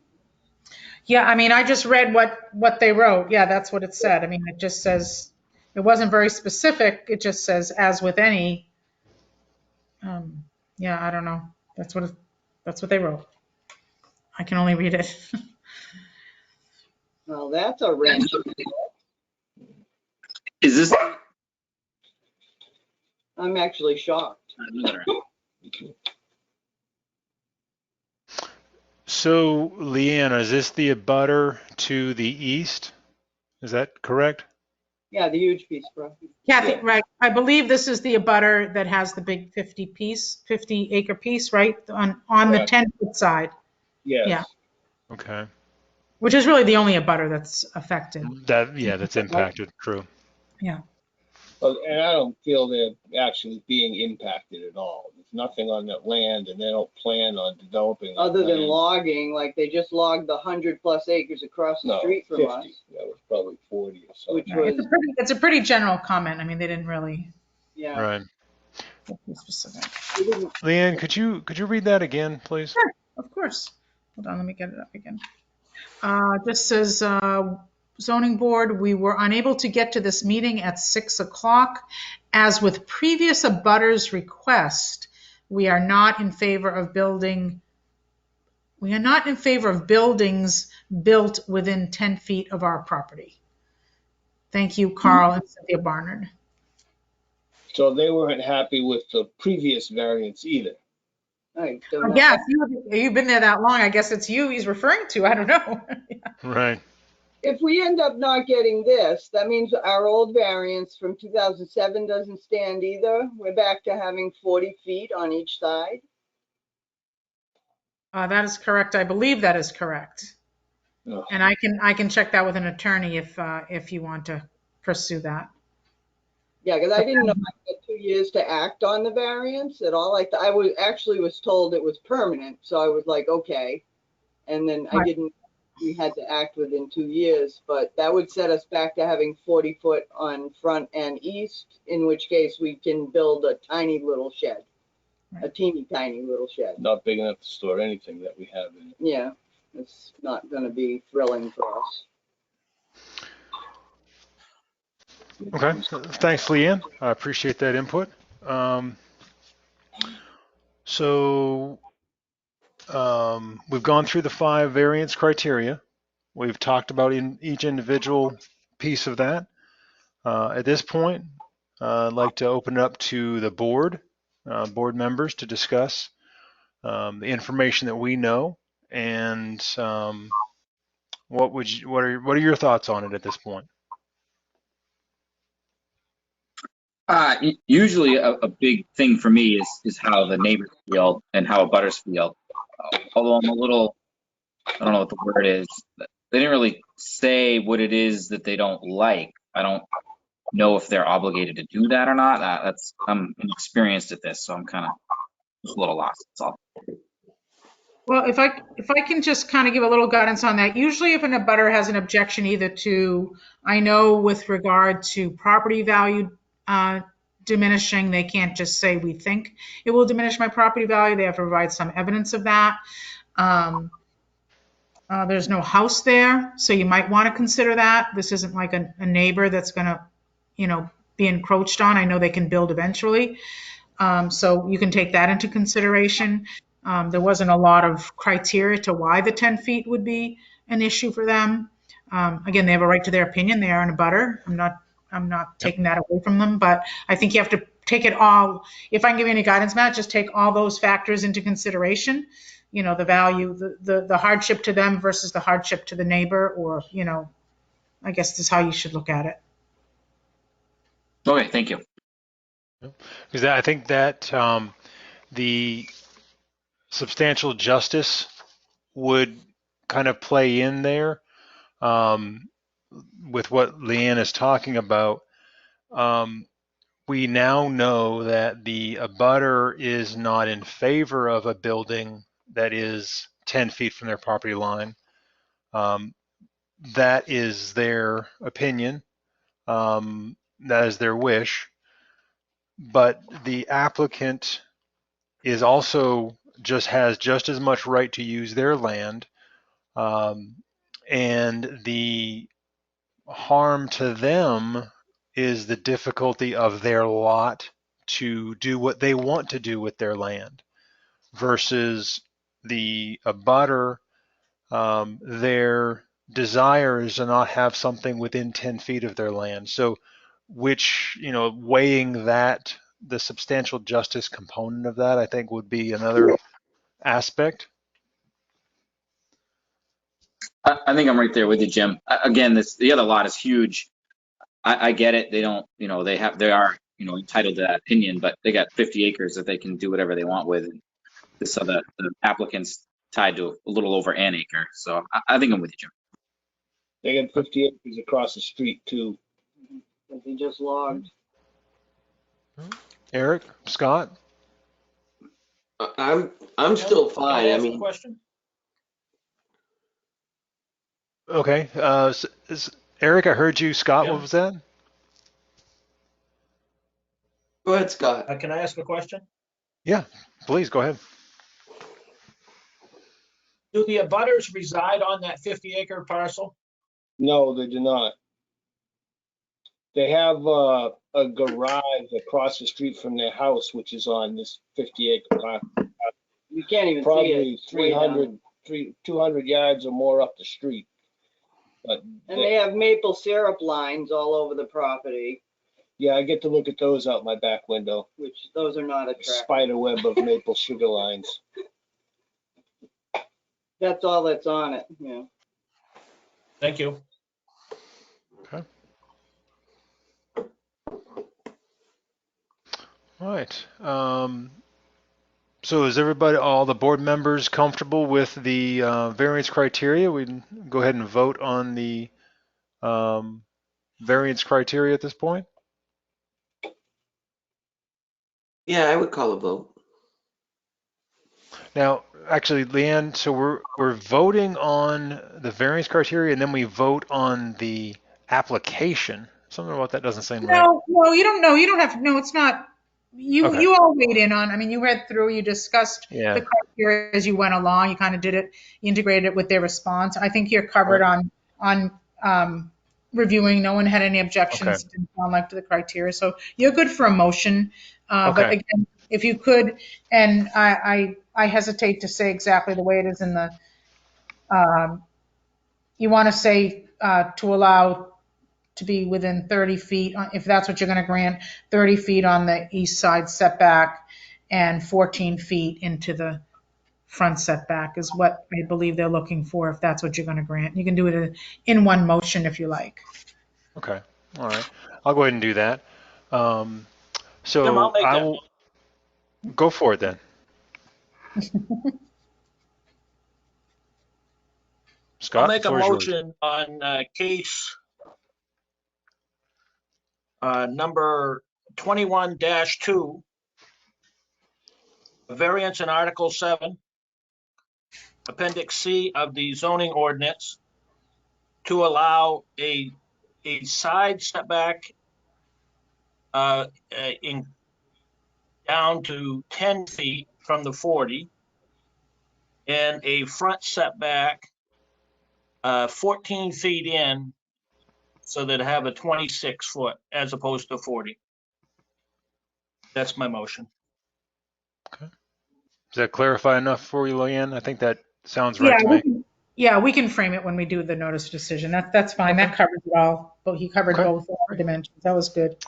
And, All right. and Any seconds on that motion? I Yeah, will I'll go ahead second. and second. All right, Eric. Yeah, I'll second it, please. Eric seconded that motion. All right. So we'll go ahead and go to a roll call vote. All in favor of the motion as it stands?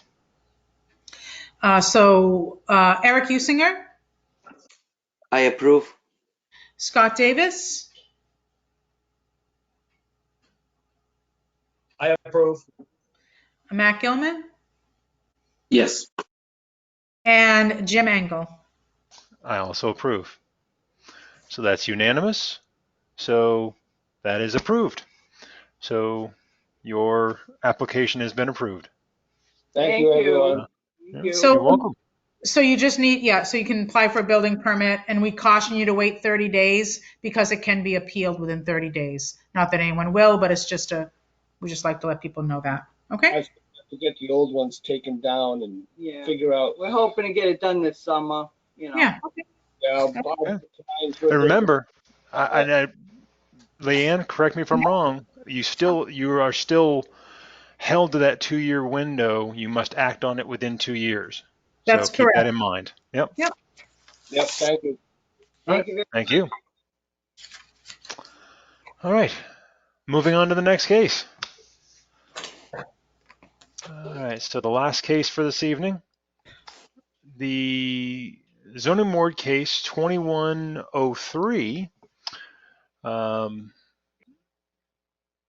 am not going to pronounce this name right. Gawalga. Duwalga, thank you. Dennis Duwalga. 24 Silver Lake Road, mixed use. So there's a special exception and a variance application here. So a special exception to 9.3 to allow the construction of a single family home on a non-conforming lot, which is 13,939 square feet and 70 feet of road frontage, where 200 square feet, 200,000 square feet lot and 100 feet of frontage is required. So that's a special exception.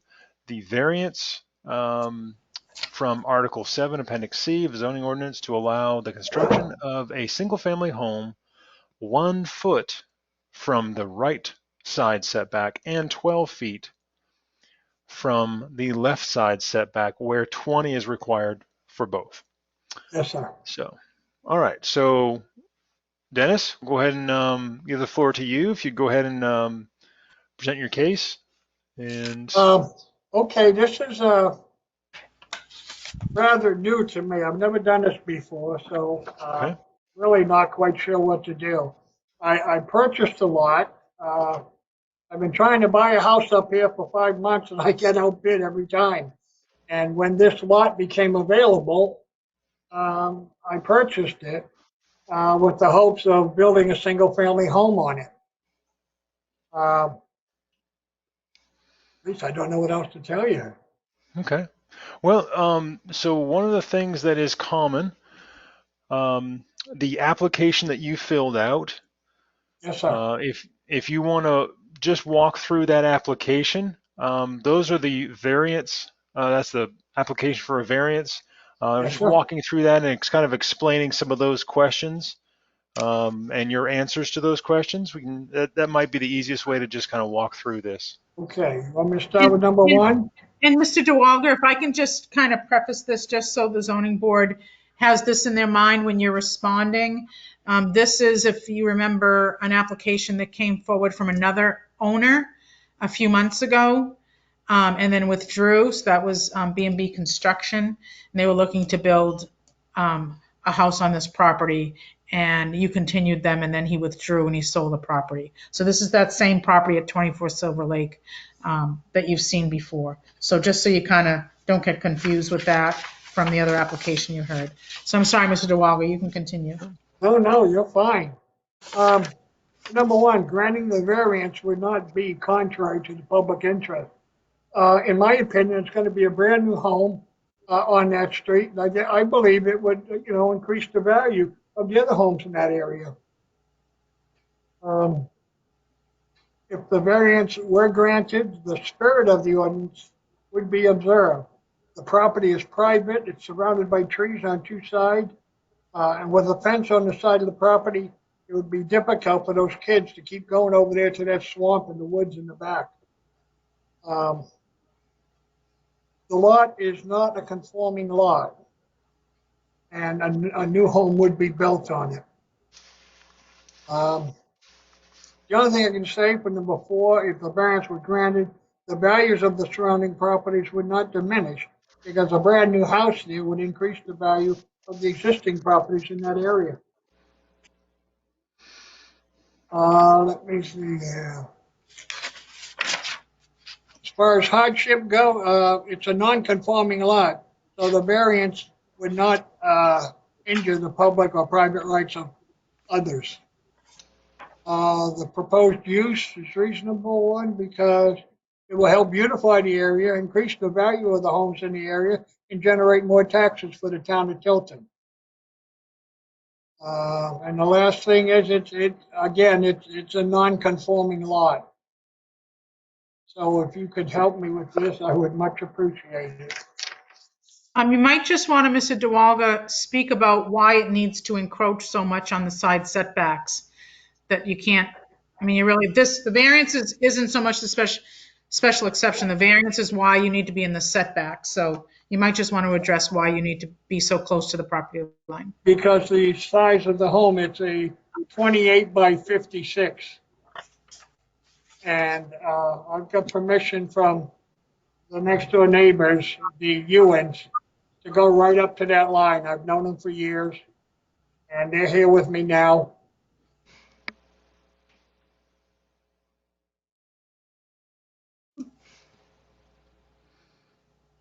Okay. All right. So anything else or? Know what else to tell you. Okay. All right. So what we'll do now, zoning board members will discuss it and have questions for you, and we'll go from there. So zoning board, any thoughts, questions, things you'd like to bring up? Just, is there a reason that you oriented the house the way you have on the lot? You know, pardon my ignorance. It just looks as if you rotated your house 90 degrees, there would be a significant reduction on the encroachment on the setbacks. Well, I was trying to keep it in line with the other homes that are in the area.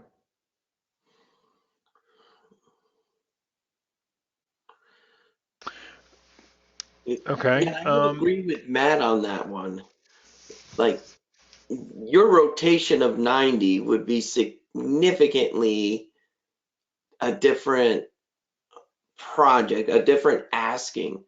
The idea that 1 foot, my shoulders are more than 1 feet. How you plan to walk past that corner?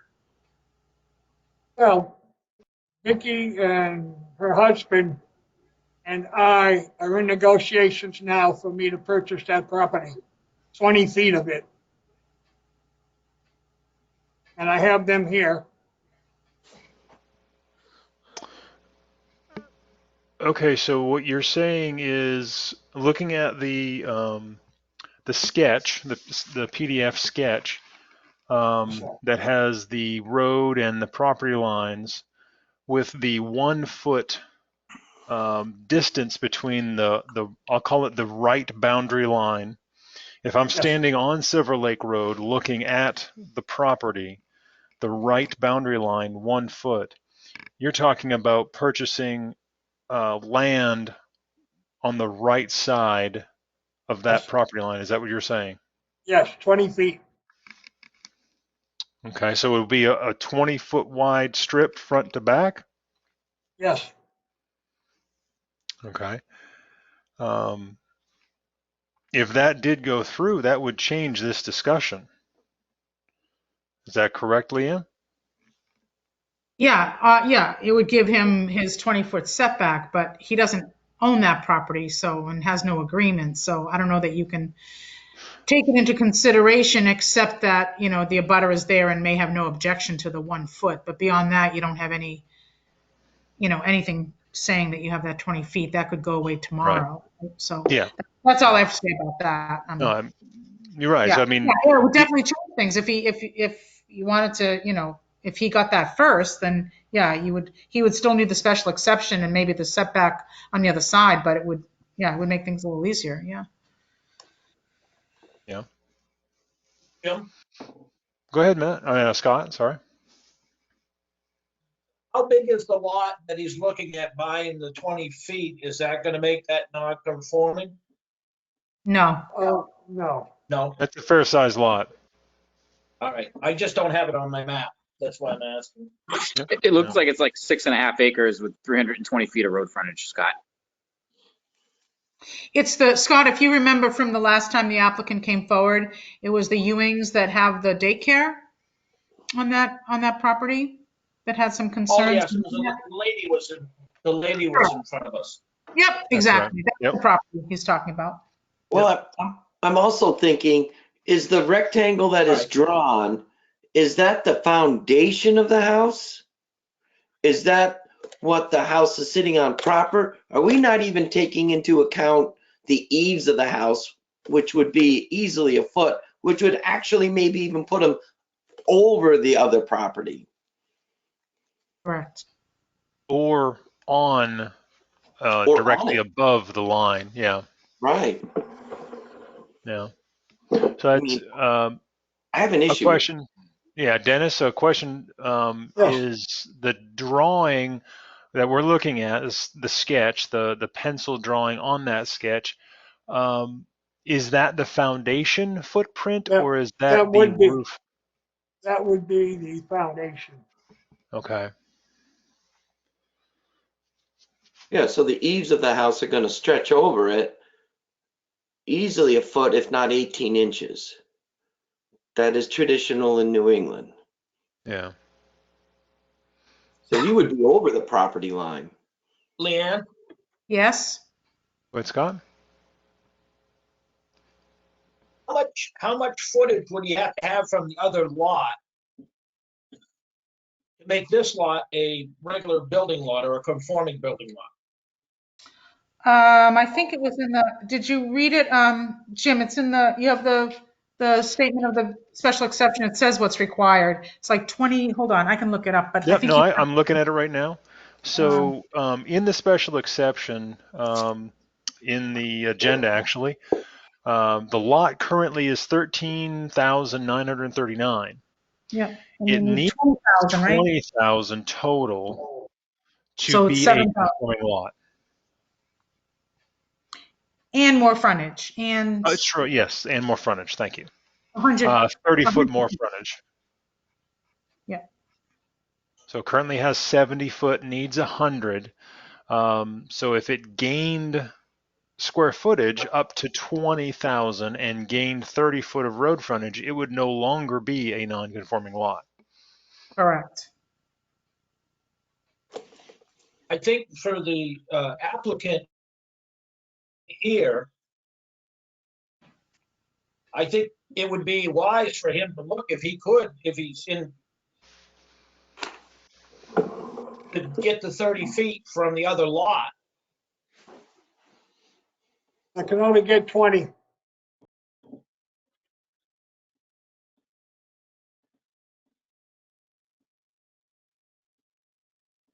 Did you hear that, Scott? I did, Jim. Okay. I have the owners of that property here as well.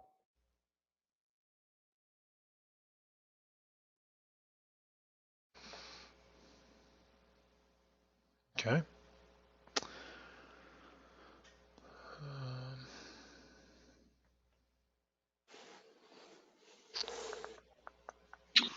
Is there just a kind of a separate question? Is there a reason that the house is the size it is, that it's 56 feet wide and not 50 feet wide, or is there a particular reason that that's the footprint that it is?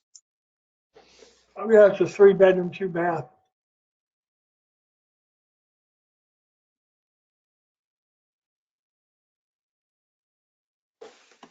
Okay. So I guess it seems to me that there's a couple things that would really change this conversation. One being orienting the house in a different way, or that acreage, increasing the size of the lot, that would pretty much negate the setback issues. Well, decrease them. It wouldn't completely negate them.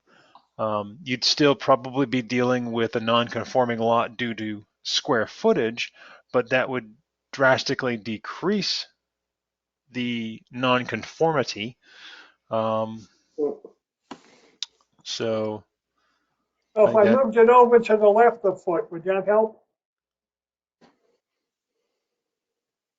I didn't hear what he said. he said that if he was to move the house over to the left 1 foot, meaning it would be a 2-foot setback, would that help? Was his question.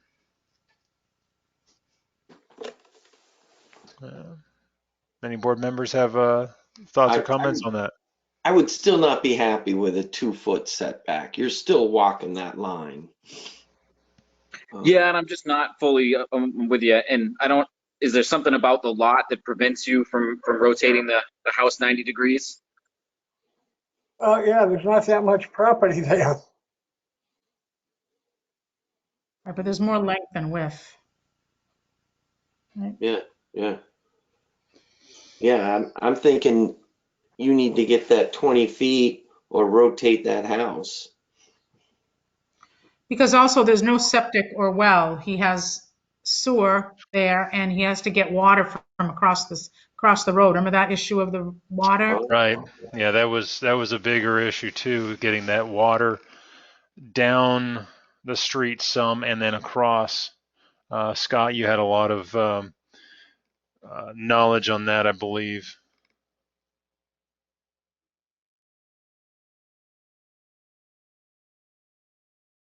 Yeah, I think it's across the street for sure. I think that was determined in the last one.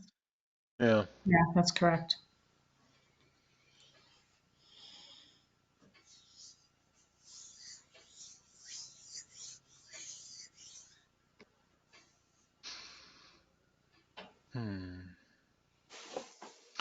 So it seems like at this point there's a lot of question about moving forward. There's been a comment about adding more square footage to this lot, and I think that would definitely help the discussion, help the application, help the applicant's position.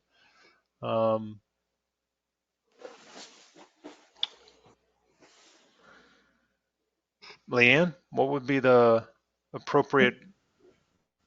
I mean, I think you can take it two ways. You can make a motion and make your decision, or you can ask the applicant if he would like to continue and see if he can get an agreement for that additional land, if you think that will help.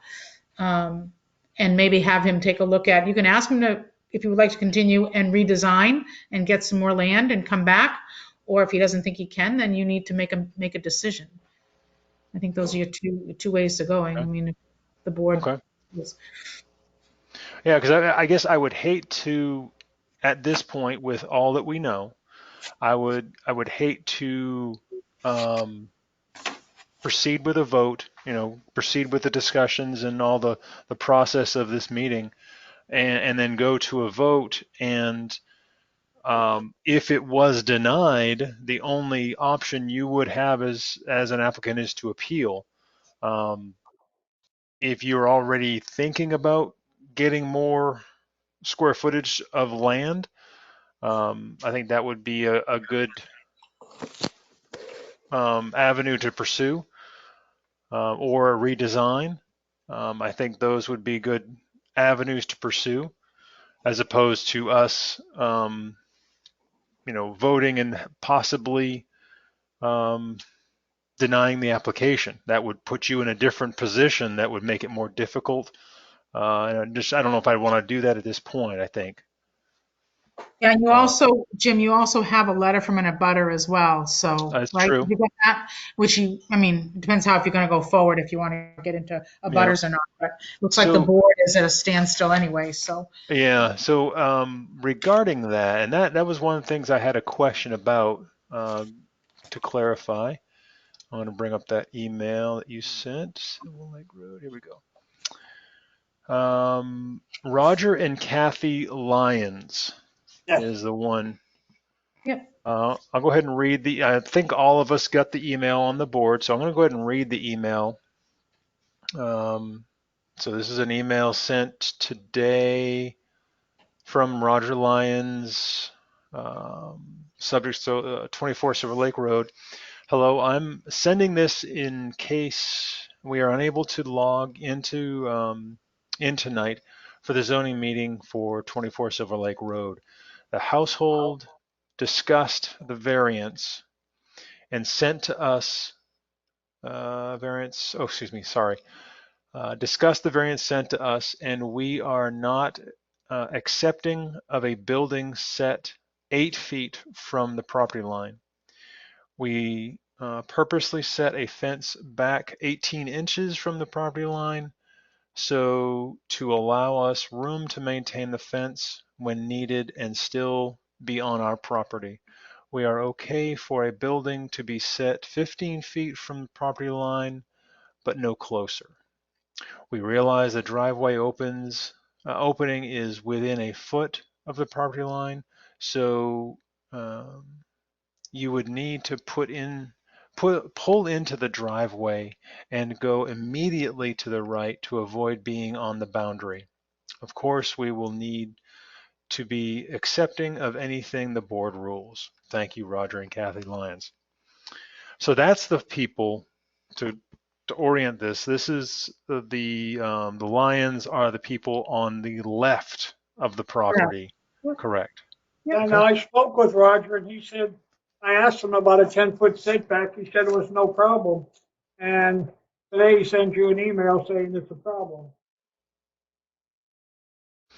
So yeah, he's in the email. It says the 8-foot is not acceptable to him. He would prefer 15, or he'd be okay with the wording in the email. The okay with 15 feet.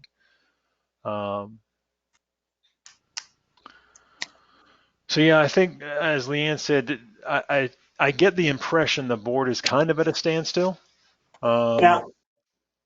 And Hey, I understand. I mean, I will do the right thing. and Whatever you think I should do, it's what I will do. Because like I said, this is new to me, so right. you tell me what you would like me to do and I will get it done. If you are able, and I think the board would feel much differently about this if 20 more feet of property were part of this parcel. Okay? I think that would change the layout. It would change the setback. You would still be in some types of setbacks likely, or need a variance. You probably wouldn't have a conforming lot yet, but you would be closer. And I think in general, it would change the feeling and discussion of this. No, I understand. And I appreciate y'all's time. Like I said, this is new to me, so I'm learning. But I will get with Brad and Vicky and we will work out a solution on that 20-foot bit of property. Right, and you may want to look at maybe reorienting that or making it a little smaller, redesigning a little bit to maybe bring your setbacks in. That's just a suggestion. It might look more favorable. Yeah. Maybe push it out the back a little bit, make the house a little wider and a little narrower, add a bedroom in the back. I don't know, be a little more creative. You might get a better response. Okay. Okay. So do we move to hold this over to another meeting? How would that procedurally happen? Yep, you can Yeah. continue it if, yeah, we won't have to renotice it. Want to continue it to March, and Mr. DeWalder can come back and see if he has, I mean, he has options too. He can Yep. withdraw, he can come up with a new plan, he can have a new property, whatever he has, and come back and then, start the discussion again in March. He can resubmit any changes and, um, All right, folks. Well, thank you for your time. I certainly appreciate it. Okay. So we'll go ahead and make a Jim? motion to hold this Jim? case over to, yes, Scott, you saying something? Jim? Yes, go ahead, Scott. Yeah, Leanne, can you explain to the applicant what's the best options for him to go forward?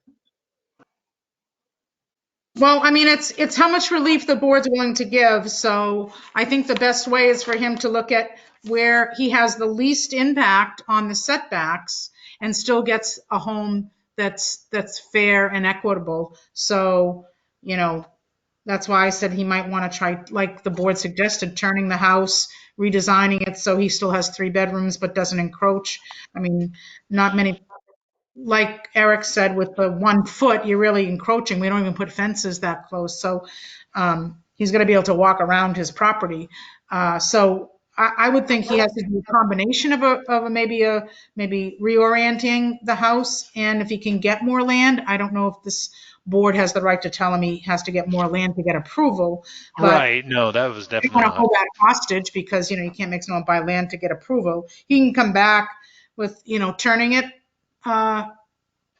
more and seeing if he can fit it. I would think that would probably be the best for him, and come back and have the board take another second look at it. No, Okay.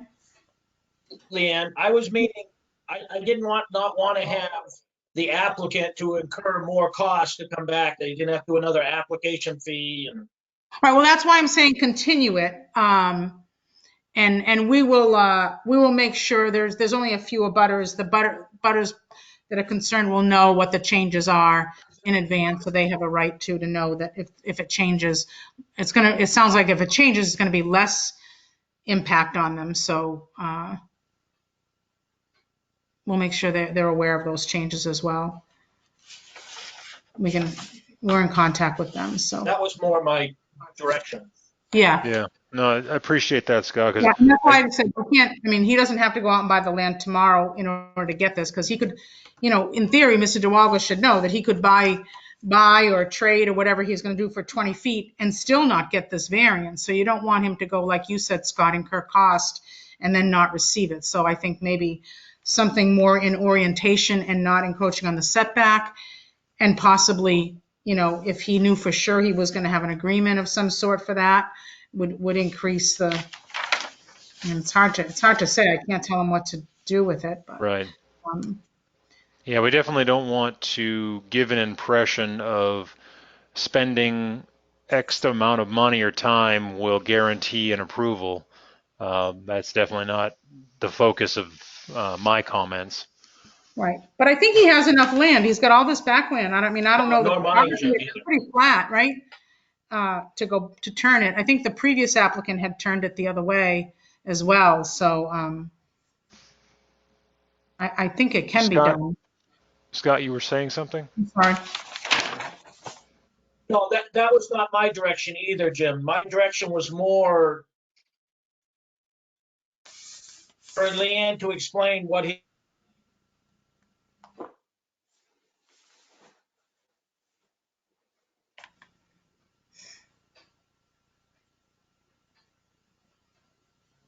his options were for as far as continuance and all the other stuff. Yeah, Okay. we can have to pay another application fee if we continue it tonight to a date certain, so that he'll Okay. avoid any fees. Okay? Okay. Good. Good. Did you hear that? Yes. Yeah. Okay. Yeah, and Mr. DeWalga will be in touch with us. We've worked through this, so yeah. Okay. Good. All right. Any other comments at this point from the board? Do we need to make a motion to continue it? That's what yes, we'll need to do that. So I will go ahead and make a motion to continue case ZBA 2103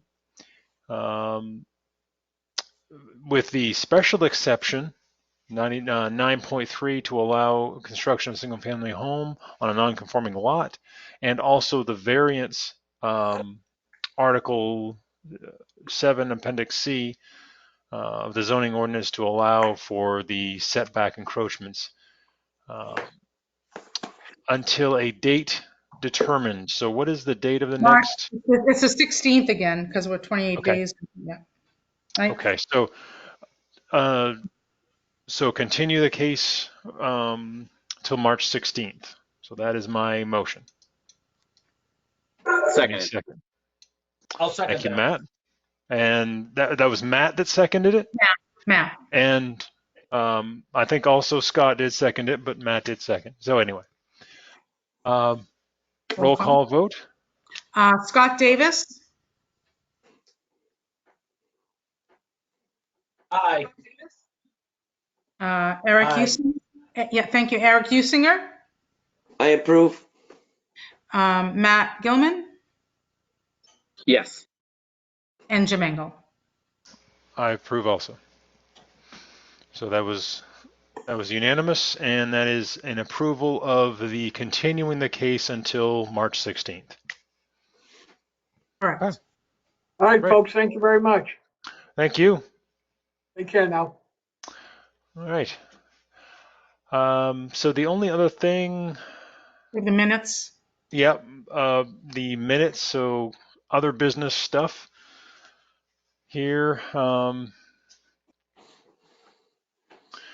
The minutes of January 19th. Everybody have a chance to, 19th. Yep, January 19th. Everybody have a chance to review those minutes? Yep. Okay. All right, so we'll go ahead and vote on their approval. Roll call vote. Leanne, everyone in favor? Do we make a motion? We did make I'll a motion. make a motion Thank you. first that we Yes. accept the minutes. Thank you, Scott. That was Scott. Second, yeah. And I'll second that. Okay. And the roll call, Eric Usinger, Approve. Scott Davis, Approve. Matt Gilman, Yes. and Jim Engel. I approve. And I have one item of business. I received an email from Brian Chapman today, and he is resigning from the board. So Okay. we're down to, after Jim, we'll be down. Yeah. So anyway, so we'll see if we can get someone, but Okay. Well, that stinks. I know. And that was actually going to be the last thing. So I think yeah, I think I sent an email out to everyone. We are closing on our house the 22nd, next Monday. So I will become at that day no longer a town resident. So I will have to resign from the board as well. And me being the chair, I thought it might be a good opportunity to, at this meeting, vote on the next chair. Matt, you're already the vice chair, so we'd at least have a vice chair. But so I just want to bring that up if you guys wanted to talk about it and make a motion, or I'll make a motion that we make Matt the chair. Ooh, I'll second that. That was Eric that seconded that. All right. Matt looks pretty happy about that. I believe it's non-debatable. Yeah. Super stoked. Yeah, I bet you are. All right. So all in favor? Eric? Absolutely. Scott? Aye. Matt? Sure. It's weird voting for yourself, I guess. Yeah, and you can vote because you're still here. So, Jim? Yeah, and yes, I approve. All right. I think it'll be easier when we're all together too. Yeah, I guess I'm glad I got that one round. Yeah. Yeah, we'll be back in person next month unless the selectmen change and close back down. But right now, as of Thursday, they reopen for meetings only. So we will be in person next month. Okay. That'll be easier. And we will be down to 3 members. Yeah. Do we have any other cases? No. Leanne, my neighbor of mine, Brian Pease, expressed some interest. I should say he expressed interest that he'd like more information. Okay, if you want to, Tell I him can how- reach out to him, or if you want to send me his number, or just tell him to give me a call, and I will, see if he wants to give it a shot just for a little while. Try it, Yeah. Sounds good. Sure, that'd be great. So yeah, so it's just important that everybody. What's that?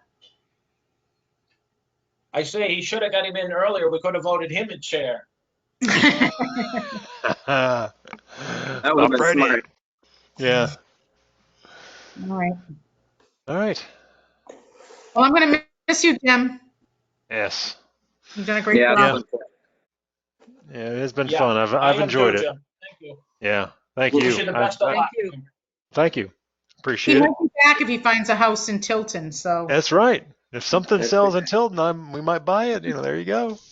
I heard there's a really nice house on Shady Lane for sale. It is. Yeah, we had a couple firemen come look at it. All right. So, any other business? Mr. Chairman, John Scanlon here. Yes. Yeah, Jim, on behalf of the Board of Selectmen, we want to sincerely thank you for all you've done, all your thoughtful consideration that's always gone into all of the decisions, and excellent job as a chair, and the whole board all together. You guys have worked just so coherently together, and you've brought a lot of that to it. You'll sincerely be missed, and I hope that you do this in the town that you go to, because they surely could use you. You've done an excellent job, and the selectmen really appreciate all you've done. Well, thank you. And actually, I have thought about that. Wherever we land next, that's something I've considered. So thank you. Yeah, thanks, Jim. All right. Anything else? Okay, well, I'll make a motion we adjourn. all in favor? Scott and Eric. Yes, I agree with that. Aye. Right. All right. I guess we'll talk to you later. Take care, See you Jim. later. All right. Good luck, Jim. All Thank right. luck, Thank you. Good luck, Jim. Bye. Good night. Take care. Okay, bye-bye.